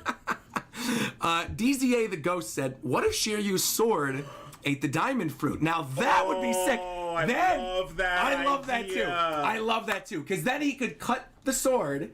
It would be diamond, but he's also got the invisibility. Oh, I love that. I love that. Ghost, yeah, absolutely, 100%. Absolutely. That's a great idea. That is it. Yep. That's the wave. Because that's it. Because also, who else would fight with Zoro and the crew? Right. He needs to be Shiryu, and there's got to be because especially if they're taking it from all the Whitebeard pirates, if anybody has Jozu's fruits, and we know so many of them are dying, and we haven't seen Jozu at this point, we've only seen Izo and Marco. Right.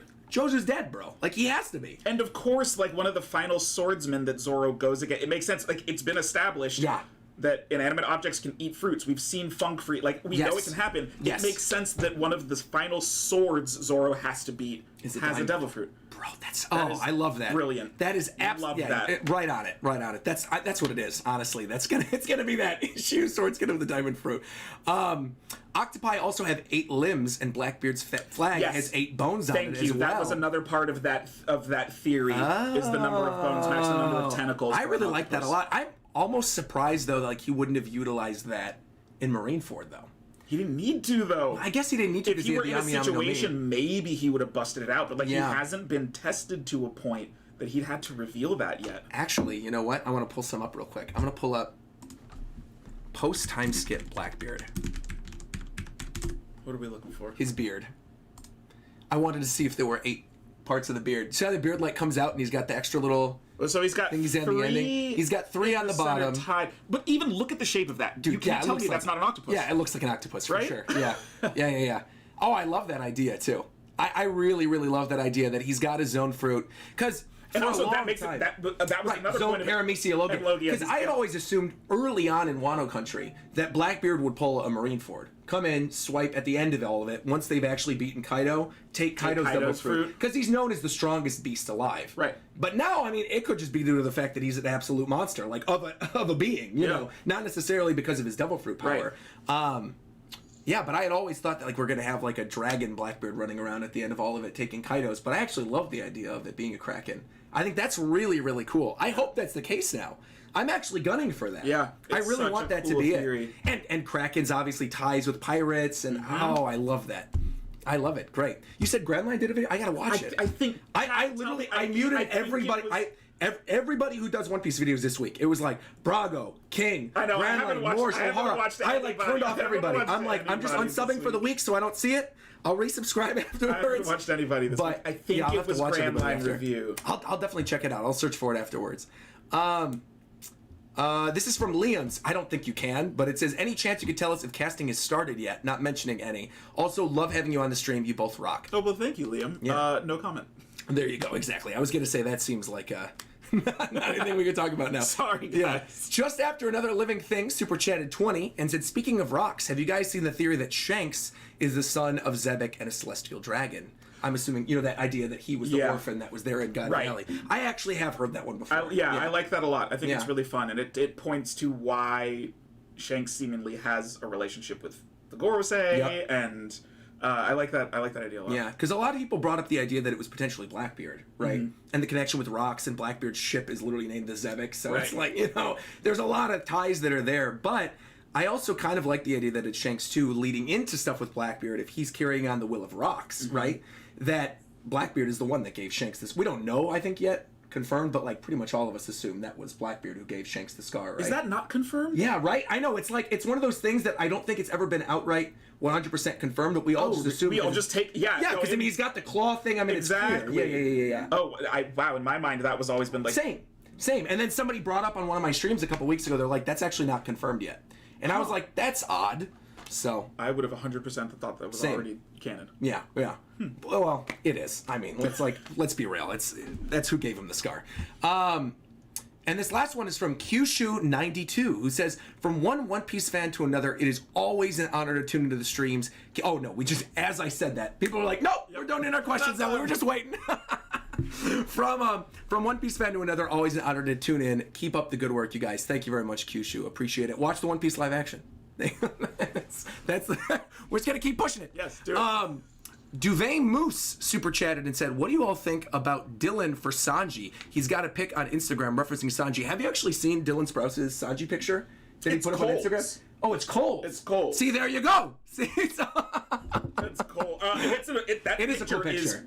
Incredible. It is a really... I would not be able to lift my leg up that high. I cosplayed Sanji before, but I don't know how he did it. Yeah, that was a cool picture. It was a great picture. Yeah. Cole is a homie. He's one of us. He's like a massive anime fan and also. He's also a huge gaming fan. Yeah. Because I had met him, I think it was at Paragon or Genesis a couple of years ago, when there was like a big Smash tournament that was going on at Ontario Convention Center. Yeah. And he's like huge into it. So yeah. He's awesome. He's a weeb just like us. Shout out to Cole. And shout out to the Sprouses. Who do you guys think is the lurking legend in Wano, or have they revealed themselves? So this is something that comes up a lot. I don't think it was necessarily that the lurking legend was in Wano. I had assumed, because when Oda made that statement, and what we saw revealed afterwards in Reverie, that the lurking legend was either Rocks or Emu. Mm-hmm. Right? Because Emu's lurking in the shadows.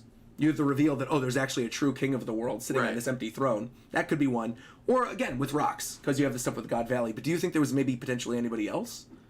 I think that was pretty clear. Yeah, I didn't necessarily specifically attribute it to Wano. Yeah, I didn't either. Huh. Because, in fact, even when he made that statement, that was after a whole cake going into Reverie.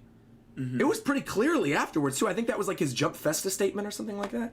Oh, was it? Yeah. So I always just assumed it was either Emu or Rocks. Right. And then he never outright clarified which one of them it was, but I mean, it doesn't really matter. We got 2 of them. Right. 2 is better than 1. I'm glad. That's great. Characters for the lore of the show. Well, actually, I'll ask you this after this because it kind of ties in. This is from Vishwa. I hope I'm saying your name right. Saying Nami is the orphan that that Belmare picked up from God Valley and is Zebek's daughter. That Nami would how could that doesn't line up? I don't know. Time-wise, But also, we know because what Belmare was fighting. It was in the Oikot Kingdom, right? And I don't think that lines up. I don't know if it does. Because Nami would have been too young. I think so. It would need to be someone like Shanks or Blackbeard's age for sure. Yeah, for sure. Yeah. It would have to be. Nami's way too young. Right. Yeah. Because Nami's, 18 pre-time skip? And so for... The only one that would work with if it was like Bonnie, Because Akainu said, I know how dangerous you are, I know how scary you are. Right. But also at the same time, like, Bonnie's obviously from Kuma's kingdom. Right. So I think that's kind of written off at this point now, too. Yeah. Yeah. Eduardo donated again and said, great stream. This is actually from somebody else. This is from Hamad, who said, great stream and good luck, Matt Owens. # Ken Jeong for Buggy. But yeah, good luck, Matt Owens. There you go.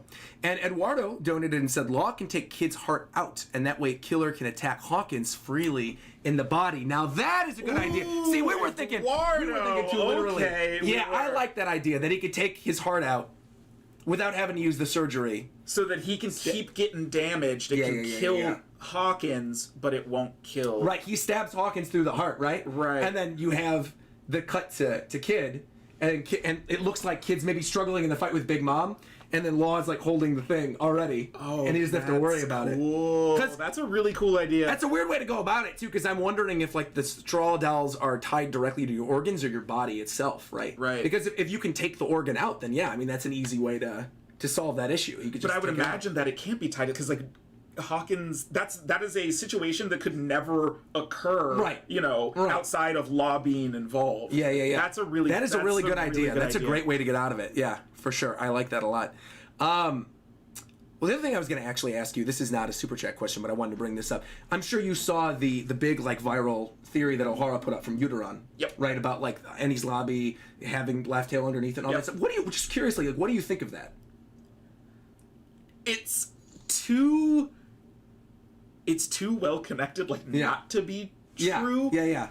I think it's interesting because I've always liked a lot of the theories that have to do with coming back to places where we've been before. Like the idea that even before like end game stuff, we'd come back to Reverse Mountain. We would find Laboon again, and all about the theories of shattering the red line and things like that. So I always like theories that have to do with going back to places. And again, as I said, Ennie's Lobby is my favorite arc. So I love Ennie's Lobby. Yeah. I love going back there. Yeah. It's so, as I was watching that theory for the first time, it was like, this is insane. There's no way. And then finding myself leaning in going, well, this has to be, this is it. Well, especially because people were making fun of me during the video, because during the number portion, he kind of lost me a little bit. I'm like, the numbers are a bit of a stretch, but they're cool. They're cool ties. But I was like, I don't know if I believe all of this. The only thing to me, I think he's right on with a lot of it. I think the only thing to me that sort of stands out is part of me feels like it's not Laugh Tale down there. I think that's God Valley. And here's why. Because the Marines, the higher up Marines, know of the existence of God Valley. Yes. We don't really know how long Ennie's Lobby has been above that portion of the ground that's clearly just been raised out. True. And while there are a lot of ties to it being that Laugh Tale's underneath, I still strongly believe Laugh Tale's got to be in the new world. Because I almost feel like they brought it up at some point in the story, and maybe they just bypassed it, but I could have sworn, almost like the Shanks and Blackbeard thing, I'm like, Laugh Tale's in the new world. It has to be. And we know the road poneglyphs all directly tie somewhere else, right? But, again, that's not in the new world. Right. No, that's an interesting point. Yeah, back in paradise. Right. So that's the one thing that's keeping me from being like, that's 100% true. Because otherwise I'd be sold. Yeah. There's a lot. But the idea that Laugh Tale is there, despite how cool it is that, like, Mary mentions back in Ennie's Lobby, people were saying the look down moment. Right. But, like, to me, I was like, well, she's saying look down because Luffy's, hopping out of the thing to get her back. But then when you think about it in that context where it's like, oh no, look down, I wish I could have taken you just a little bit farther on the journey, and then it's like, Mary actually got them to the destination, and she was there, and they were right above it. Like, that does give me chills. Yeah. So I love it. I would not be upset if it ended up being true. but I still, part of me believes like it can't be there. That's fun, but also where better for the world government to put an island that they don't want people to know existed than at the bottom of a hole underneath, one of their most powerful structures behind the gates of just like it makes sense. It makes sense. That's where you hide something. That's like exactly. So yeah, it was good. Well, let me double check real quick if I missed any other questions, because I think we've been going an hour and a half already. Dang. Oh, wow. But this is good. Oh, here we go. Oh, wait, what happened to the poll? Whoa. Oh, yeah, the poll. Let's see this poll. So the poll currently with 3,100 and whoa. I missed a bunch of stuff. Hold on. I thought Streamlabs was updating, and I'm like, oh, we're good. We clearly missed a lot of stuff then. All right, I'm clicking this now. The poll right now is sitting at 3,000. Oh no, more people are voting. Jeez. I'm going to stop it here. 3,360. Could Zoro wear Sanji's raid suit? 35% saying yes, 65% saying no. Come on, chat, let us have this. Chat, let us have this. Let us have this. We want it to happen. Rohith just said, imagine Emu is Luffy's mother, and Dragon and Emu had an argument, and that's the reason Dragon is fighting the government. The entire thing is just like a marital spat. I kind of love it. All of One Piece is just them fighting each other. Carter Knight said, even if the raid ends in failure, do we really want Wano to be even longer than it is now? Not because it's bad, but just because we really have time for Shanks and Elbaf just over the horizon. So actually that leads into a really good question I want to ask you, is how many arcs do you think we have left at this point? Because I am staunchly in the camp that trusts Oda this time around, where he's like, we have roughly 5 years left. Yeah. Like, I believe him. Because I think his statement was not 5 years from when he made the statement like 2 years ago. Mm-hmm. Also, COVID happened. Right. So, like, that's a whole big thing. But I think he meant, which I still believe, when Wano ends, that ticker's going off. Yeah. We got like approximately 5 years left. Because there's so much that probably isn't going to be fully fleshed out in the story that I think we want to see in the mainline story. Right. Maybe it'll be in novels, maybe it'll be in other things. But there's a lot of stuff that I think we might skip. And with that being the case, what are some arcs that you think like have to happen that we're going to definitely see moving into the future? Well, Elbaf has to happen. That's for sure. I mean, I feel like Laugh Tale has to happen. Of course. To try and attribute arcs to a location, I would say God Valley has to happen, because I feel like wherever that is will be the final Blackbeard arc. Interesting. Okay. So I'll because of like the stuff with Zebek, like you were mentioning. Right. Yeah, I love that. Like that makes sense to me. So I'll actually then let me ask you real quick. Keep that thought. Yeah. Do you think Blackbeard's going to be involved in the final war then? If you think he goes down at God Valley, I think Blackbeard. I think the world government goes down before Blackbeard, because really? The mirror will be God Valley was Garp and Roger versus the Rocks Pirates. I think Luffy and all of his forces and whoever is left, the allies in the Kobe, Smoker, Drake, all of them, after the world government is destroyed, those good Marines will join and help in the final battle against Blackbeard. I think Blackbeard comes after World Government. So like Smoker and Kobe and all the rest of them. They'll all be joining, because in a much bigger way, it will mirror Roger and Garp. It will be pirates and Marines against the ultimate evil. Yeah.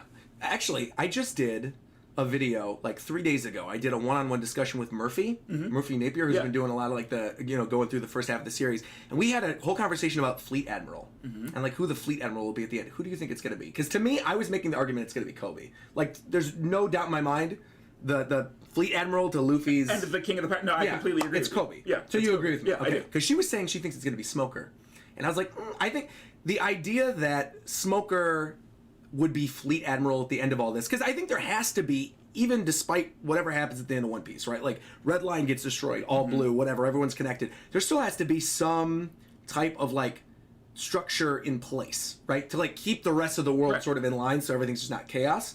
So I think there will still be some semblance of a Marines, and that those good Marines, right, will be the ones that sort of create this new one. Yeah, so it'll be Law and Order without the, like, oppression and secrecy and all of that kind of stuff. Exactly. So it's like Kobe at the top with Fleet Admiral. Yep. And then potentially like these three other, admirals that come in place. I could see one of them being Smoker, for sure. I could see Smoker being a vice admiral. I could see Smoker taking Garp's position. And staying a vice admiral. He's like, you know what? Because we've already seen Smoker has seen the dangers of the world government. Like, he's starting to understand that, like, are we the bad guys? Yeah, right. And so I could see him taking a stance like Garp, that he would turn down an admiral and would like just stay.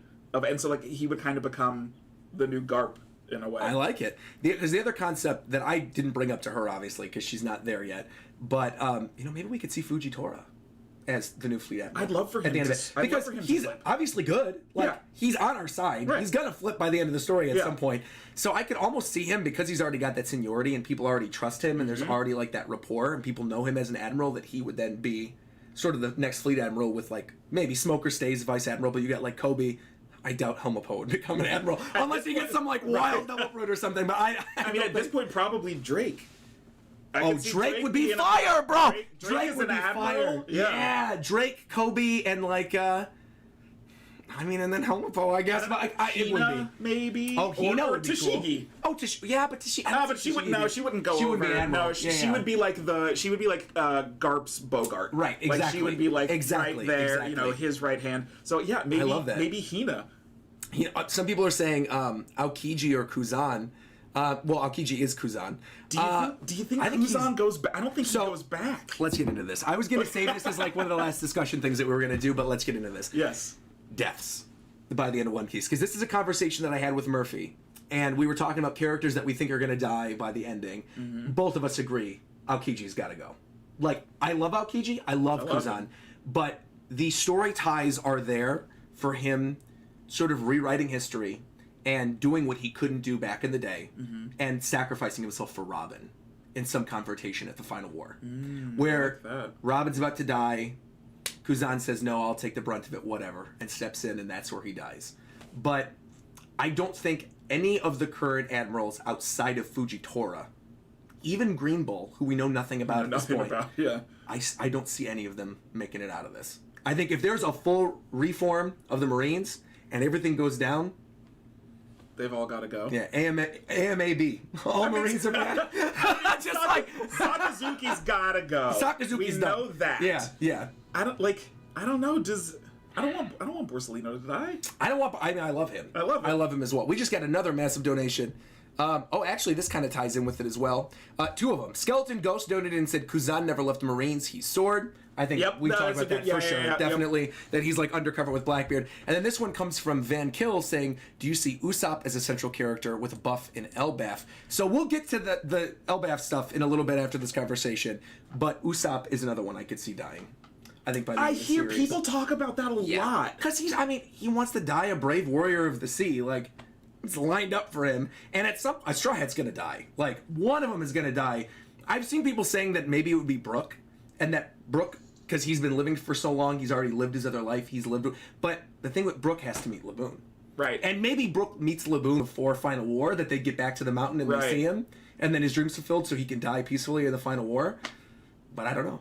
It's possible. I think whether he does or not, I think that's true. I do think Usopp is going to be a very central figure to... I mean, look, his dream really came together in Little Garden. Like, it gave it that core of, like, okay, what does being a brave warrior of the sea mean to him? It's tied to the giants, going to the giant, like that. Usopp will definitely be a major player there. Yeah. It's interesting to think, does he... I don't want any of this stuff. I love Usopp. I don't want Usopp to die, but... I see it. I had a conversation the other day with Matt Houston actually about this. He was over, and we were talking about Nolan and like how the importance of Nolan in the series and how you think about. I don't even think I've even done a video on this yet. So here you go, world exclusive. There you go. I was planning on doing a video about this. If you look at the time in which Nolan was placed in the story, right? It's about 400 years ago, which lines us up perfectly with Joy Boy's time, pre-Void Century, and where we are right now in the story. Oda very concretely, right, put Nolan there at that halfway point. Yeah. To lead us into wherever we are in the story right now. And while obviously, we have this idea of will being passed down, and you had Nolan's generation, the reversal of Nolan, he dies crying versus Rogers dies laughing. Roger starts off a pirate era, Nolan becomes like the laughing stock of everybody else. There's a lot of weird parallels and like inversions and stuff there that I know Totally Not Mark is going to love too, so I'm sure. But like, there's a lot of stuff there with Nolan and with I almost said Garp, but with Roger. But I also see so many story ties with Usopp.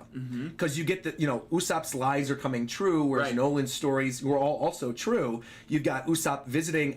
This has never been confirmed, and this goes back to the arc thing we were talking about earlier, too. Greenbit. They talk Right. about, Nolan visited Greenbit. Way back in Skypiea, he mentioned an Emerald City. Right. And part of me thinks, because, like, Greenbito in Japanese is like emerald. Right. So it's like maybe the Tontada village was the Emerald City. So many people still are like, oh, we're going to get to an Emerald City, like a Wizard of Oz-esque story arc. And I would have said, like, 5 years ago, oh, totally, it's going to happen. And now I'm like, We don't have a lot of time left. We don't have a lot of time. And I could easily see him be like, oh, no, that was the Tontada village, whatever, Yeah. it's fine. And so because of the way Nolan died, because of the importance with the story, because of the parallels with Roger, I think with the way Usopp is sort of, like, continuing his story, I could see him being, like, a Nolan type figure by the end of all of it. I like that parallel. Yeah. I don't like it because He dies. It means Usopp Right, dies. exactly, yeah. But that's interesting. Yeah. But on the topic of death, real quick, any other characters that come to mind where it's like, I think they're going to die by the end of the series? I think we talked about Sakazuki already. Yep. Akainu's got to go. I actually think Akainu is going to drown. I think Akainu's the one who drowns. Because we haven't seen a character drown yet. True. He's got the lava fruit. He creates a new island with his death as the lava becomes the island, and they build the new Marine headquarters on top of him. Whoa, that's super dark. Super dark, but super badass. It's worth it for the guy who killed Ace. No, I get it. Yes, Deservedly so. There's nothing that is too awful that can happen. No matter what sad, dark, depressing backstory they give Sakazuki, doesn't matter. I just think I don't think he'll get what. Like, I don't. unless honestly, maybe he's well, no, there's no way he would have been too old to be the kid at God Valley. What do you? Well, now I don't know. What do you been? How old? How was old? he? Yeah, I was gonna say, how old is Sakazuki now? Because what's his was he a difference vice admiral? between? What's the age difference between the Sakazuki and? Let's look this up real quick. Kaido. Let's look this up real quick. Sakazuki and Kaido. Oh, that's a good question. Kaido, One Piece age. Here we go. I actually don't think we know Kaido's age. Or Big Mouth, just one of the. Yeah, one of the Rocks pirates. Yeah. Approximately 50. So then we look at, I think Akainu is like around that, isn't he? He was like 40 Yeah, something. they've got to be close in age. Oh yeah, 53. Yeah, Oh, yeah, so yeah, it couldn't okay, have so it been. couldn't Yeah, have it could been. have been. Okay, there you go. Good, we got the confirmation on that. Yeah. Yeah. Yeah, but anybody else you think could potentially die? Law. Well, we talked about Law, I guess. Anyone else? Law? Don't bring up Law again. I don't want Law to die. Yeah. Anybody else you could possibly think of? I've seen Robin. I would hate that. I would cry. I would weep. I would weep live on camera. That would not happen. Yeah. I think a case could be made that Smoker dies because he's on the cusp between generations. Yeah. And as one that's wavering, I can see the loss of him, whether it's a sacrifice or whatever, being something that opens things up, like for the Kobes, for the Drakes, like for the younger generation. Sure. I could see Smoker dying. Smoker's a good choice, I think. Yeah. I don't know. I'm trying to think if there's anybody else to discuss in terms of I mean, the Yonko, like Big Mom. Yeah. Kaido. I feel like they kind of gotta go. Like that whole generation. Garp, obviously. Garp is like. I mean, that's like a. You can write his gravestone now. Yeah, Garp will die. Yeah. Oh, Shanks, God. obviously. Yeah. I think is another one that Luffy would never be able to give the straw hat to Shanks, and then that sets him off. And I mean, God. Yeah. There's a lot of them. Yeah, everyone's saying Garp. Mihawk. Some people think I don't necessarily think Mihawk has to die to pass the title down. I could see Mihawk dying for sure, but I don't think he necessarily needs to die to pass down the Greatest Swordsman title. I think it could be it could be a reverse of their first fight. Like Zoro, it happens the same way, and Zoro gives him like a really bad winner. Like he wins, but he doesn't kill him because he doesn't need to. He won. Oh, could you imagine? Oh my God, could you imagine if Oda's gonna do this too, which is why I'm just hyping it up. If the final attack against Mihawk that Zoro does in their fight is like the cross slash that he gives to Zoro back in the very, very beginning of their very first fight, like yeah. Oh my God. And you get that mirrored panel of Mihawk being like, I'm gonna take it. Oh my God. Yeah. Oh, we need to see it. Yep. Oh. I think it will be a more hype version of their first fight but with Zoro as the victim. It'll play out the same way, and he won't kill him. Randy just donated and said, Akainu's death needs Demir Javers from Les Mis. I don't think we're going to get a full musical number for Akainu, but you know what? We've had him before with Big Mom. I'd be down for it. You want to have Brooks playing off playing off Akainu? I'm cool. All right, well then, moving away from the death topic, let's go back to the arc one then. So, we talked a little bit. You said God Valley, Elbaf, Laugh Tale, Elbaf. Laugh Tale. Any other major ones that are sticking out to you that you think like we have to get by the end of the series? I mean, again, just trying to attribute a place to an arc, like I guess you can say Mary Joie, because like there, I don't know where the ultimate I think that's battle Final War. of... I think that's Final War. Yeah? Yeah. I think a lot of people are like, they think the Final War will be at God Valley or be at Laugh Tale, but I kind of think Final War has to be there, because you're literally taking down the government. You've got the revolutionaries. We still know nothing about Dragon. Right. Like, at all. Yep. So that's obviously going to have to come into play there. Literally overthrowing the rest of the world, that is world headquarters. That's where we have the giant straw hat and some freezer in the basement. That's where we've got Emu and the empty throne and the Gorosei. There's so much that's lined up there that I feel like the final confrontation, if it is taking down the world government, and you said Blackbeard happens first, or no, you said Blackbeard. I think Blackbeard happens after. So I think if they take down the world government and stuff, and Blackbeard happens after, it's got to be Mary Joa. Yeah. They have to go. And then Mary Jo is right above Fisherman Island with the Noah and the prophecy of the Strides destroy the island. I mean, it's like... Right. That has to happen. That's like a guarantee in the story. But I think Blackbeard can still come after, because if you look at it from the standpoint of, like, no, the I world get you. government are the keepers of the secrets, but Blackbeard is the one that brings those secrets to fruition. Yeah, yeah. That they're the ones that are just like, no, none of this stuff happened. Like, God Valley didn't exist. Right. Poneglyphs, no, none of that is real. But Blackbeard is the one that's able to bring all of those elements together to either reveal the truth of the world, or like whatever it's gonna be. And that actually could then be the final war that's been so hyped up. Right. And it wouldn't actually be against the world government. That at this point, we've got the admirals and we've got these other characters, but when you see the power creep that's going on in One Piece right now and who's fighting who, right. I feel like by the end of the next few arcs, you're gonna have like a Sanji Kizaru fight. Reasonably, right. Which is like unbelievable. You would have said that to people like 2 arcs ago. They would have been like, "There's no way." Braga would have had a whole power scaling video about it. Saying, oh my god! There's no way. Ty would be in there screaming about it. I don't know. But I think that could happen now. Yeah, I do. Realistically, yeah. Because the reason I brought that up is I'm very much in agreement with you. I think there's about 3 or 4 major ones left. I think Elbaf has got to be next.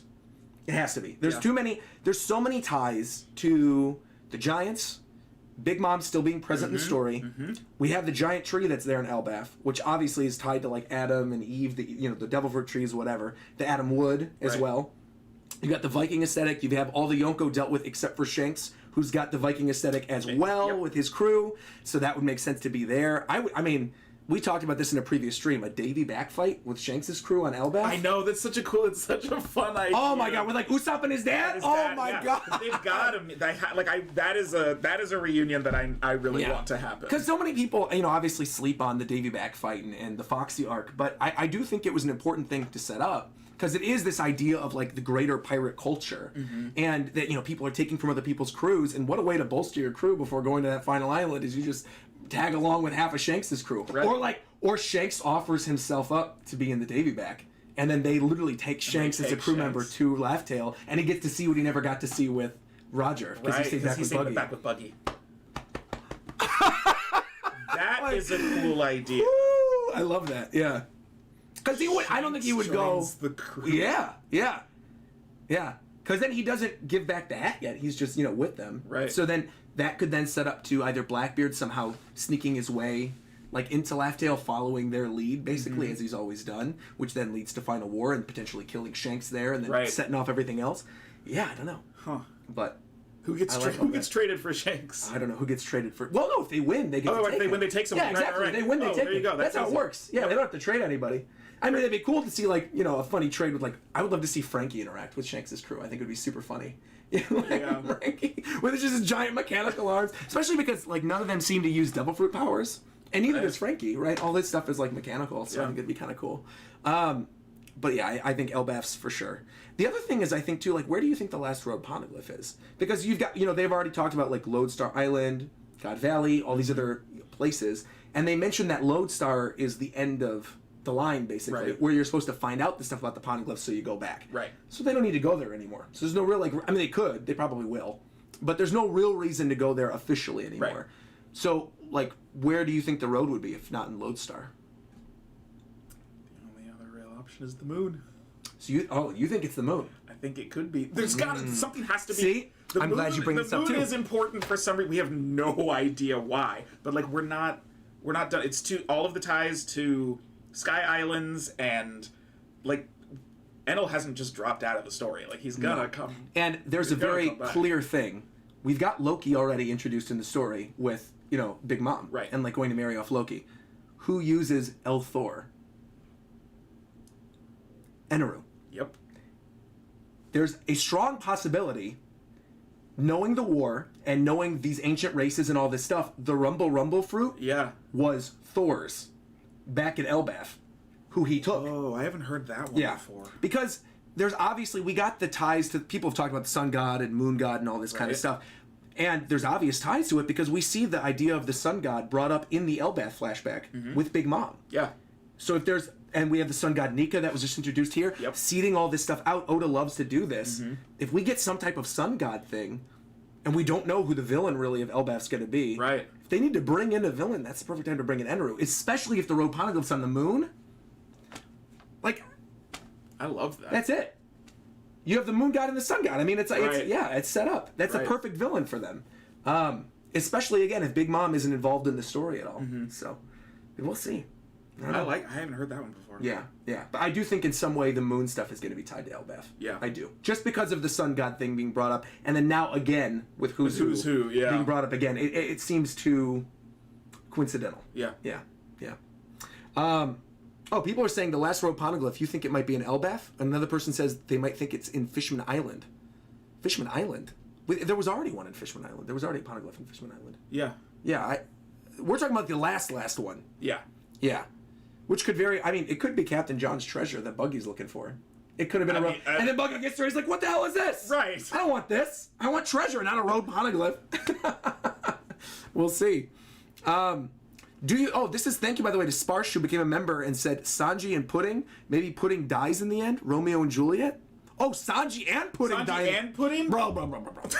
I'm gonna say this right now. I hope you agree with me. Yes. I will not watch the One Piece live action if you don't agree with me on this. Oh boy. This is a very big question. Who should Sanji end up with? Pudding or Viola? Pudding.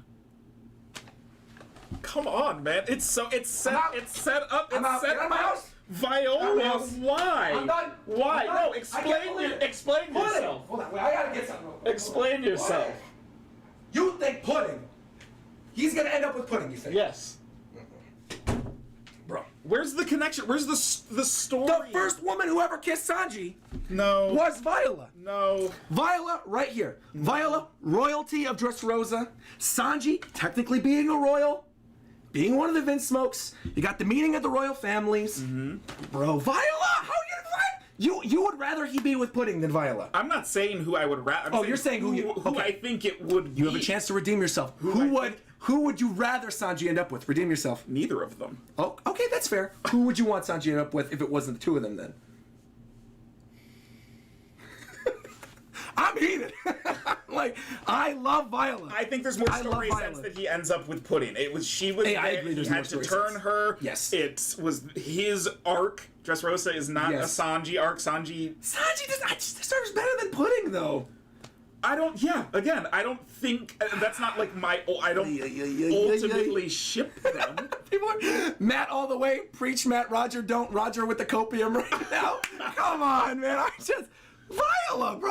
Viola. Come on. But if Sanji denounces his royal lineage, why is both of them being a royal? Because then he could have because he's Mr. Prince and you got the new kingdom. He doesn't want. No, he doesn't want it. He doesn't want it because his family's trash. That's why. Right. But he doesn't have to be a royal he doesn't have to be a Vince Smoke. Then he's a royal of what? He's his own. He could be his own man. He takes Viola's name. Wow. Oh, okay. No, he's very progressive. That's what I'm saying. Sanji, Sanji needs it, to be fair. Sanji needs the optics to be a little progressive. I think he takes Viola's name. He becomes a Riku Doldo or whatever. Yeah. Sanji Doldo or whatever. I don't see it. All right, that's Let's fair. see it. That's fair. But it seems like more people are on your side. You guys are saying Matt is spitting facts. Viola. See, I just got a bunch more people to watch the One Piece live action now. There you go. Thanks, guys. Thanks, everybody. You're getting in the good graces. I will still also watch it as well.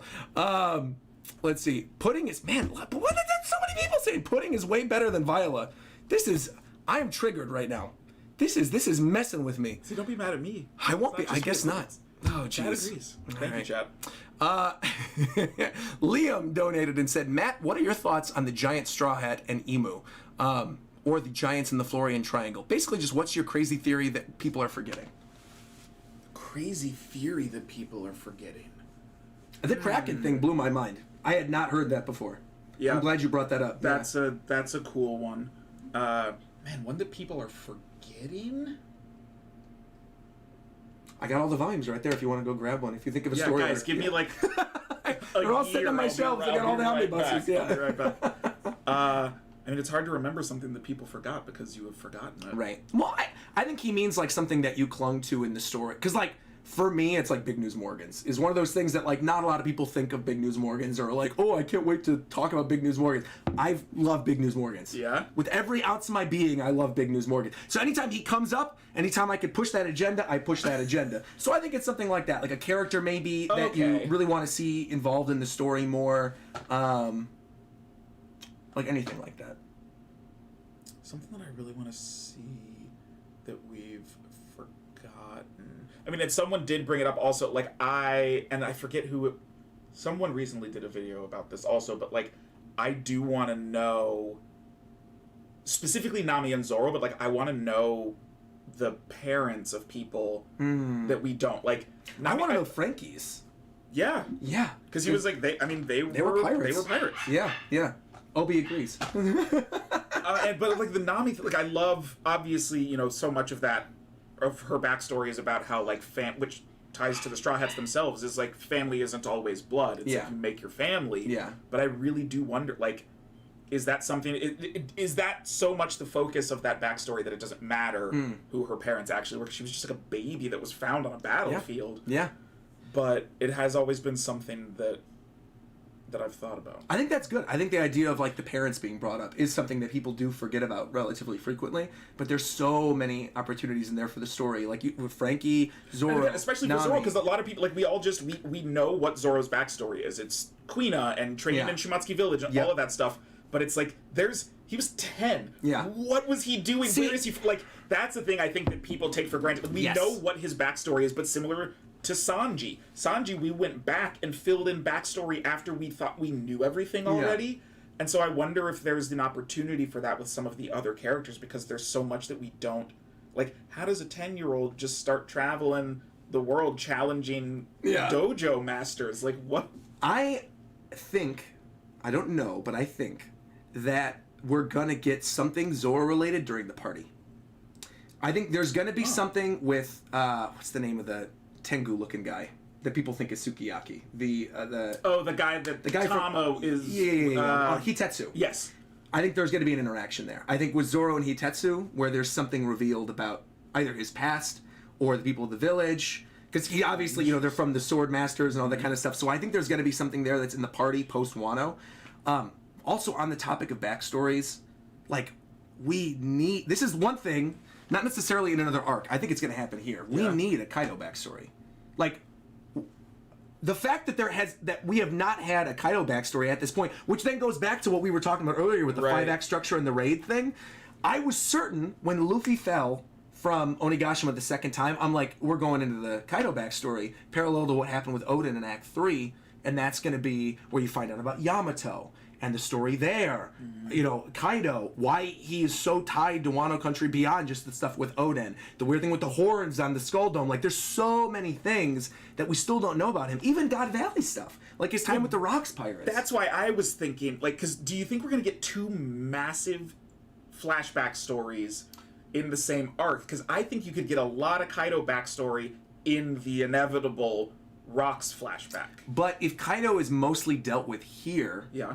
I think it's kind of got to happen here because but he's not going away. No, I don't think he's going away. I don't think he's going away. But I think because Yamato is so important and is probably going to be joining the crew, there's got to be some type of tie there. at least in the backstory with the story of Yamato. For Yamato's, yeah. For sure. And which could then further flesh out Kaido's. But I mean, we have not had, correct me if I'm wrong, chat, a villain in present day in a story arc since the time skip that has not had a villain flashback. We've had Katakuri and Big Mom in Whole Cake Island. You had flashbacks for both of them. Senior Pink, even, and Doflamingo and Dressrosa with that amazing flashback with the Rosinante family. Right. And you even had the flashback with Corazon and Law as well. Yeah. Fishman Island, you had the flashback with Hody Jones murdering Orihime. Yeah. So, like, every arc it's happened. I feel like... Do we have a Caesar flashback? No, I guess we didn't have a Caesar flashback. But that almost makes sense because of the tie to Dressrosa, whereas, like, Kaido's not a Caesar-level character. Right, absolutely, yeah. He's on, like, a Doflamingo type, level, where he's, like, the primary antagonist. Yeah. Because even... Well, then again, we didn't get Crocodile. Really. Yeah, that was the first thing that I thought, but you also said post-time skip. But, yeah, I said post-time skip. But the thing about Crocodile is that there's a secret there with Ivankov. Yeah, so I feel like that's going to be... Blah, blah, blah. No, the Croco Mom theory. Look, I don't believe the Croco Mom theory. I think it's something much more simple than that. Like, he had a relationship with Ivankov or something, I think. But I'm not gonna doubt it. I won't doubt the Croco Mom theory. You said that before the chat could even get to it. I knew they were gonna be like, "Has Matt heard the Croco Mom theory?" Of course I know. Of course, we all have heard the Croco Mom theory. But the majority of them pre-time skip didn't, but most of them post-time skip have. Mm-hmm. So, yeah, one way or the other, we'll find out. Couple more super chats. We got one. The live action really is going to be lit. Man, I am really looking forward to it from James. Thank you, James. See, there you go. Thank you very much. Putting in that good work. Metal HD says Viola is ideal for Sanji, but story-wise Pudding. Agreed. Malcolm says Pudding is a better match for the cooking aspect alone. Honestly, you just got to get that personality shifting in check. Yeah, it's a very good point. And Sparsh Jones says Pudding kissed Sanji first. She got dibs. She most certainly did not. Viola did first. You're a filthy liar, Sparsh Jones. Viola did first. Justin V said Uteron said in O'Hara's interview that Uranus might be a way to manipulate the moon. Moon controls tides, and that maybe Uranus was used to flood the world. Well, Uranus is at the moon right now. Mm-hmm. Potentially. You don't know. You don't know where Uranus is. We don't know what Uranus is. Uranus could be on the moon. Uranus could be the Arc Maxim. Right. Could be. We don't know who built the Arc Maxim. That thing's just chilling there. Right. So, and it's powered by his fruit. Yep. Maybe if we come back in Elbaf, if that fruit is there, maybe the Giants built the Arc Maxim. Who knows? Who knows? Which would make sense. That would be cool. And then Crocodile Dundee, we got a Pokemon reference in there, saying, could the tragedy of Act 3 potentially have been Kaido's defeat, since his story is similar to Infinity War Thanos? Oh, he's almost like the the protagonist of Wano? No, I don't think so. I didn't look at it like that, but I don't think so. But from what, I mean, like, Thanos was he had a very misguided, but altruistic, like... Yeah, look, he's not totally wrong. But Kaido, but what's Kaido? Kaido's just kind of a dick, man. Yeah. I don't know. Like, just that's why I'm saying we need that backstory. And drink. Yeah, he drinks and die. And that's it. Did you see my my video about the Kaido burger at McDonald's for you? The land, sea, and air thing. I was shocked that was actually a thing. Right? People can go order a land, sea, and air burger. I wouldn't recommend it. Unless you don't eat the rest of the day, but it's a lot of food. I'm loving the stream. I'm gonna go back and listen to it during my long drives. Well, we appreciate that. We have now been going for 2 hours, so we're probably gonna wrap this up now. Wow, it's already 11. Doesn't feel like it. Doesn't feel like it at all. We've been flying. But we're you still down to answer some more? Yeah. Yeah, we'll keep going then. We're good. Let's see. I guess we didn't actually get this one. Someone super chatted again. What are your thoughts on the giant straw hat and emu? We kind of moved past that bit because we were talking about the crazy theory thing that people were forgetting, but we missed out on that. Yeah. I have no idea because again, the giant straw hat and people are, did it belong to Joy Boy? Did it whatever? All of that stuff still kind of goes towards Luffy as a figure of destiny, and I try not to entertain those theories. Yeah. So I've kind of pushed that aside. It's not a thing that I think. I'm more concerned with who is Emu and oh my god, what is going to happen to Vivi? Yeah. Than I am about where that giant straw hat came from because I do not know yet. Something just clicked for me when you said that. Yeah, it's a giant straw hat. Who would wear a giant straw hat? A giant. Right. If Elbaf is the next story arc, we don't really know what race Joy Boy was. We don't. Could Joy Boy have been a giant? I think absolutely. And was like the first wearer of the straw hat, and that's why they keep it, and that was like the symbol for the world, and bringing on the dawn. Because a giant, like if you're a giant, right, and you eclipse the sun, and you're bringing on the dawn, that like you see the rising over the horizon of the curve of the straw hat. It's a sun rising. Yeah. I never even really considered that Joy Boy could be a giant. Mm-hmm. But when you were talking about it like that, I'm like, oh, maybe he was. Yeah. But again, we won't entertain that because otherwise we'd be here all day. Morgan Daniel just said, can we appreciate that Oda made a canon reason for why a tsundere acts that way? Pudding was raised to be cruel and mean, so that's why she had two personalities to cope. Yeah. True. Super Cookie says, who do you want each of the Straw Hats to be with at the end of the series? Ooh, now we're getting into some shipping wars. This is what happens in hour 2, shipping wars. I guess so. We had a little bit of this already with Sanji. Look, I don't really want Luffy to be with anybody. I agree. Yeah. I think if Luffy's going to be with anybody, and it's someone in the story, I don't want it to be Boa. I'll tell you right now. It won't be. I think the only, and I don't even like this. I don't want to entertain it. But if he's not just meat sexual and he actually wants to be, like he only cares about meat, if he just marries somebody that we know, the only person I really could feasibly see him be with, because of so many of the different ties and the parallels and choosing her own husband and going out to the sea and being the one of the kingdoms that, I could see Vivi. That's what I would say too. To the point that Vivi, multiple times over the course of One Piece being a thing, they've made Pirate Queen Vivi statues of like her with the hat with like the treasure around her and stuff. So, I mean, Oda knows what he's doing, I'm sure, with this merchandise. I like that Reagan's typing this from the other room, writing Vivi in all caps in the chat. Everyone going Vivi makes the most sense. It won't be Boa for sure. Not gonna be Nami either. That just seems like the let's just throw people together kind of a thing. That's the Naruto Sakura thing. Exactly. Totally. Exactly. Yeah. I don't need that. Yeah. It would Vivi, I think, is the one that makes the most sense. Who would you want Boa to be with? I have a very specific answer for this. What I'm asking. Really? Yes. You have a very specific answer? Yes. Think about what Boa's obsessed with. Luffy. Who else is? Bart? Seriously? Bartolomeo and Boa Hancock? Truly think it would be hysterical if somehow they bond during the final war biggest over Luffy being a fanboy of Luffy. And they kind of pull a Cordelia from Fire Emblem, where it's like, well, I can't be with him, so. So I'm just, yeah. But I think Bartolomeo and Boa would be wild. That's my favorite Fire Emblem game. Let's go! Awakening is the best. Awakening is the best Fire Emblem. There we go. I gotta have you on a Fire Emblem stream. Next time there's a Fire Emblem game, you come over for a playthrough. Oh, hell yeah. Oh my god. I love Fire Emblem so much. I love it. Wow, that's okay. Who else do we have? We have the... Well, I kind of don't want Nami to end up... I want Nami to just make an OnlyFans and just, like, make that money. I don't really think... I don't see Nami being with anybody. I don't necessarily buy into the Zoro Robin ship. I don't either. Yeah, I think if any, it'd be Tashigi. If anybody, it's gonna be Tashigi. If anybody, you know who I actually like Robin with though? Our guy right here. I mean, they're both mysterious, my two favorite characters. Awesome too. That's what I'm saying. Could you imagine how sick their kids would be? Yeah, their kids would be the coolest dudes on the planet. So smart, so cool, smooth, beautiful, smart. Yep. Yeah. I mean, Law and Robin gotta happen. Law and all day. Some people are saying though with Zoro potentially Hiyori. Yeah, a lot. Yeah. That's a good. The tie with Wano Kingdom as well. Yeah. That's a very good one too. I like that. And then some people also say Frankie and Robin. I know some people like Frankie and Robin.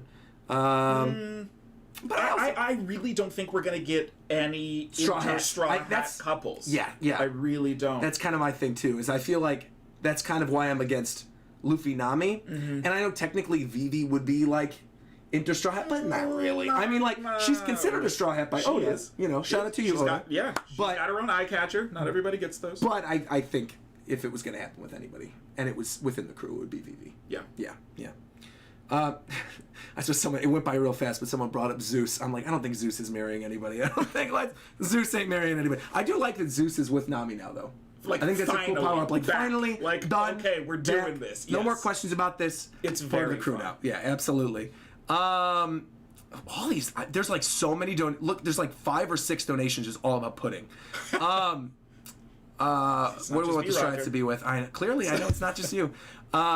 Oh, Morgan donated again and said if Luffy is with Nami, that would make her Son Goku references come full circle with the Cloud extended staff, and now she has the monkey name. No, Morgan, don't make me like this idea. I kind of like that idea now, Morgan, too. Stop. With the extendable staff and the Cloud, and she would have the monkey name. Wow. Monkey D. Nami, bro. Oh, that's a good question. I'm shaking. That's a good question, because we just brought that up. We made the joke about Nami, and then someone else brought up Jaguar D. Sol being a giant with the Will of D. Yeah. Who else, if anybody, in the series who doesn't already have the reveal of the Will of D, do you think has the Will of D? Kid. If anyone. Kid. Yeah. So you think the two D's There's in two his name? D's in his. I think it'll be like a similar like Gold Roger kind of a thing. So you think Kid? Uh-huh. Okay, anybody else? I'm not asking to be like inquisitive because I have an idea. I just genuinely I want to know if you have anybody, because I really don't know. Kid is someone that I've always is because again, just like those three are set up so important, and Law was confirmed to be one. And, Yeah. Kid makes sense, and Kid's got Conquerors as well. We saw Kid with Conquerors before we saw Zoro with Conquerors. Mm-hmm. So. Who else could? You know who? Like I could see Kobe. Oh, do we know Kobe's full name, or is he just don't. Kobe? Ooh. We don't. I like that. We don't know where he was. All he said was he went fishing one day, Yeah. and he accidentally got on Alvida's boat, and like that's it. We have no idea about Kobe. him. And for him to be the Luffy on the other side of Yeah. things, it makes sense. Like Kobe is clearly going to be on the right side. Yeah, of course. I could see Kobe being. I like that idea, actually, that Kobe's a D. I'm just like going through the Rolodex of characters in my head of like who else could possibly be a D? No, Viola's not a D. No, I'm not. I might be a Viola stan. I'm not that much of a Viola stan. I'm just trying to think if there's like other characters. I think Kobe is a really good one. Obviously, the joke one is Buggy. Buggy D Clown. He's got to do it though. Like we know Oda loves Buggy. He does. Buggy's gonna be around forever. That was Murphy's theory for the end of One Piece, actually. She brought that up on our video. I was like, I've never, ever in the history of my life heard anybody saying that. How Buggy fails up consistently. Yes. And that Buggy somehow, some way, when they get to Laugh Tale, finds his way there, and while Luffy's off actually taking care of whatever gets discovered from the One Piece, Buggy declares himself Pirate King because he was at Laugh Tale. I love it. Like, but you know he's going to be there also because it's been so established that he and Shanks didn't get to see it. Exactly. He So was this would be there. sick, so him getting to be like Buggy will be a part of whatever happens. Could you imagine if at the end of all of this, Buggy's crew is there at Laugh Tale with us, and Alvida is present at the discovery of the One Piece? Alvida? Hey man, Alvida is the first villain of the series. I mean, I know, but to see her, that's like... she's been just relegated to. I was just hyped that she showed up in Stampede. That's true. And, like had a line she's in of Buggy's dialogue. crew, of She course, is, but even like, yeah. when was the last time Kabaji and Moji did anything? Kabaji and Moji were there, and me there in One Piece, bro. Like, what? Hey. That's wild, man. That's wild. A lot of people are actually bringing up that Pirate Buggy King, the Buggy Pirate King idea in the chat. Oh, look at Alvida, I know. Alvida's a D I wasn't even going to call it out. I saw it. Alvida's a D confirmed. Show some respect. I do really love that too. Kid Mystic saying Ma D Monk. Ma D the Monk. Mad Monk. Yeah. Well, Arush is one of those characters that I'm fascinated to know more about. And again, is another reason. Bonnie, yeah, well. Aruj not being present, obviously having the ties with the Shandians and the Skypians, being the fallen knight of the kingdom, having that confrontation with Eneru, potentially the ties with the moon and the sky with the giants, like the Beanstalk and everything like that, Jack and the Beanstalk, go to the clouds, whatever. I think Aruj could actually show up in Elbaf as well. Which Elbaf, people keep saying that there's potential that he's going to skip Elbaf. There's no way. Because it's so important to so many stories, and there's so many ways that Oda, if he truly wants to wrap the story up quickly, could tie in so many things with Get Elbaf. a lot of stuff done in Elbaf, Supernovas, multiple Yonko, potentially Davy Back fights, the stuff with the moon, Eneru, the Atom Tree, the origin of Devil Fruits, Final Road Poneglyph could be in Elbaf for all we know. Like, who knows? The stuff with the Sun God. I mean, there's Harudin and the Grand Fleet. Right. Like, there's a lot of stuff there. And I think we're bound to see it. Dude, I'm obsessed with this Boa Hancock Bartolomeo. Oh yeah, I've been on that wave since like day one. I think one of my earliest. Go back real quick. Hold on, I'm gonna go on my YouTube channel real quick. I think one of my earliest videos I did like this is an old video. Yeah. Click oldest. This is from years ago, like pre me going full time. Was here we go. From 5 years ago. 148,000 views. My favorite pairings in One Piece. You should be ashamed of yourself. What, the boa kissing Luffy? Yo, this was back in my clickbait days, bro. Look, you could see on like my thumbnails, it was all just like giant splash screens of Smash Brothers, and then like fan art images. My Kaido theory from back in the day. But in this video, I brought up Boa and Bartolomeo. So I love that idea. yeah, it's been tracking for a long time now. All right, I'm on board.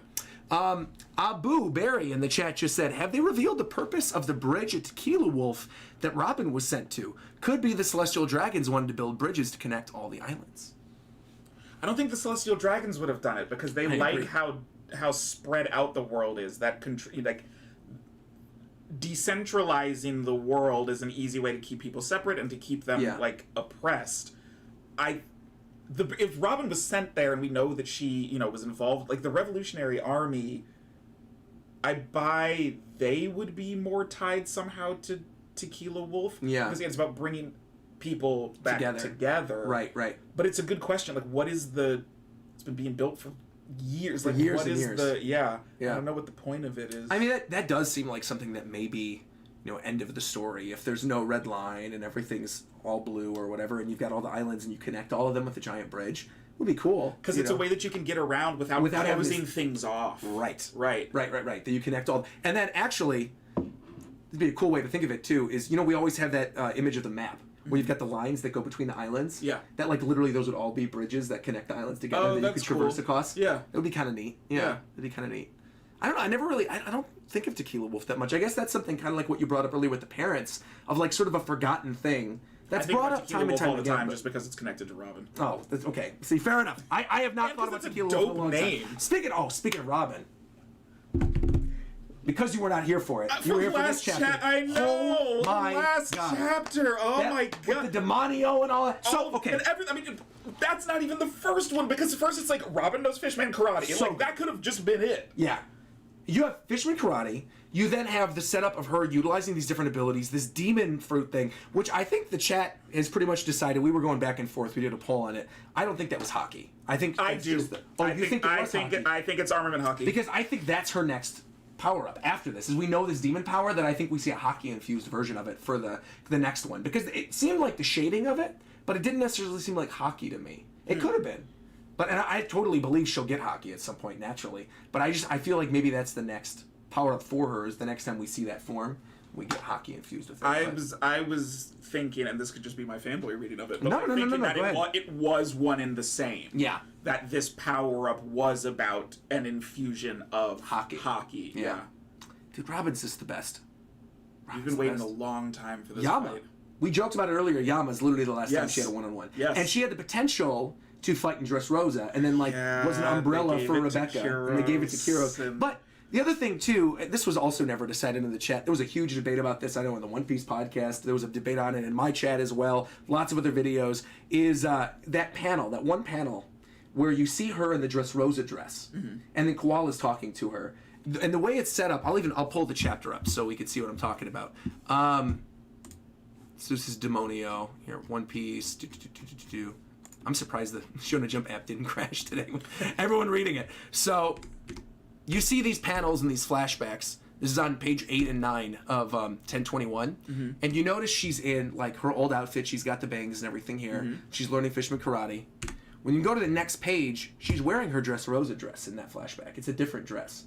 It's the distinct Dressrosa dress with the lines underneath it. And she's talking about the Fishman karate. And then Koala says it's another palm attack, but this one's a Fishman karate secret art. Implying she taught her before.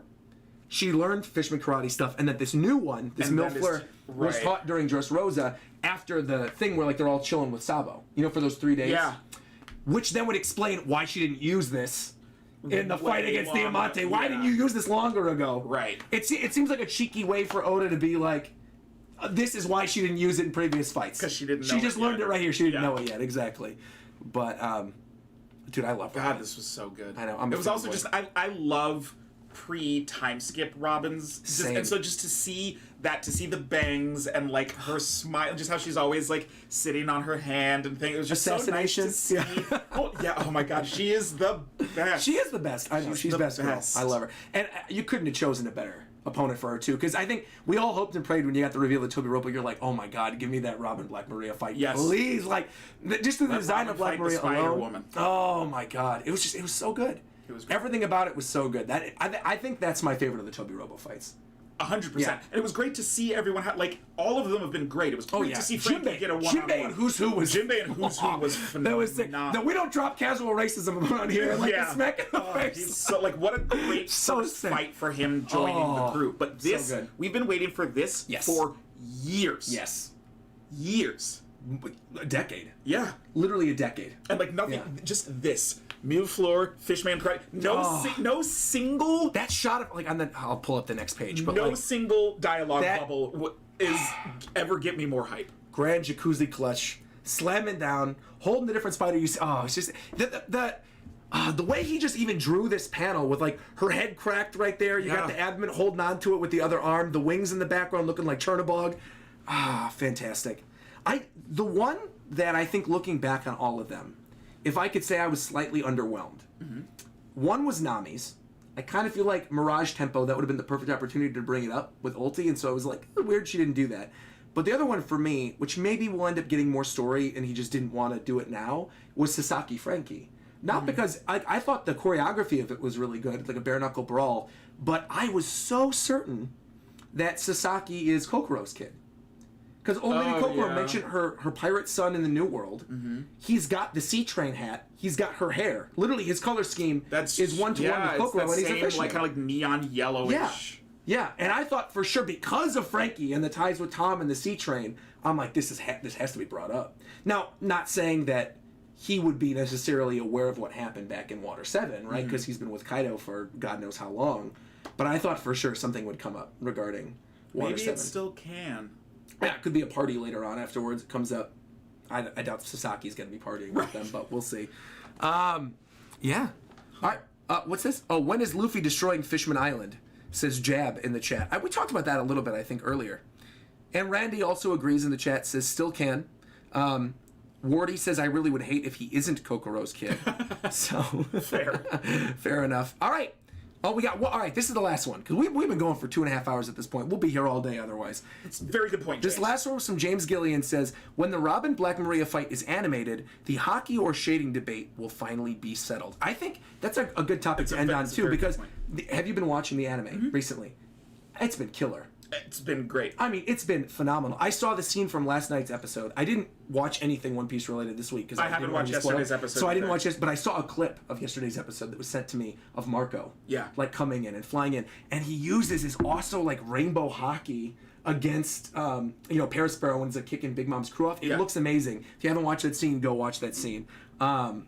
Yeah, but the anime just in general recently has been firing on all cylinders. The animation is so good. The music's great. I feel like the pacing is also excellent. It has been ever since the big three reappeared. Everything since then has been on fire. Like the last couple Jinbei of moment months have been, with Jinbei with the rest of the crew, and they were going to drink the sake. It's beautiful. Oh, it was really great. Yeah. It's lit, like the lighting is different. Now. Yes. There's something about the way that the show is lit. Yeah. That it is lit. gives The show is lit. It is literally lit. The animation has been on fire. You're right. The pacing has been really good. It's been, and I think the other thing too is so much of like the early portion of the arc was. Things seem like they're a little rushed. Are we going to get more of this? And we did. I mean, all that stuff was like fleshed out. The Sanji page 1 stuff was fleshed out. Yeah. We saw Batman had armament hockey unbelievably, which is like, all right, fine, I'll take it. But like, I don't know. They just done such a great job. The beginning of the party as well at the raid with like Queen doing the whole dance. Yeah, it was so fun. It was great. Oh, I think there was one from a long time ago. Yeah. Speaking of Batman, thought I saw someone ask what our favorite smile users are. Oh, interesting. Like I mean, it's very obvious to me. There's one correct answer. Who? It's Gazelle Man. Oh, you mean Ida from My Hero Academia? Right, yes.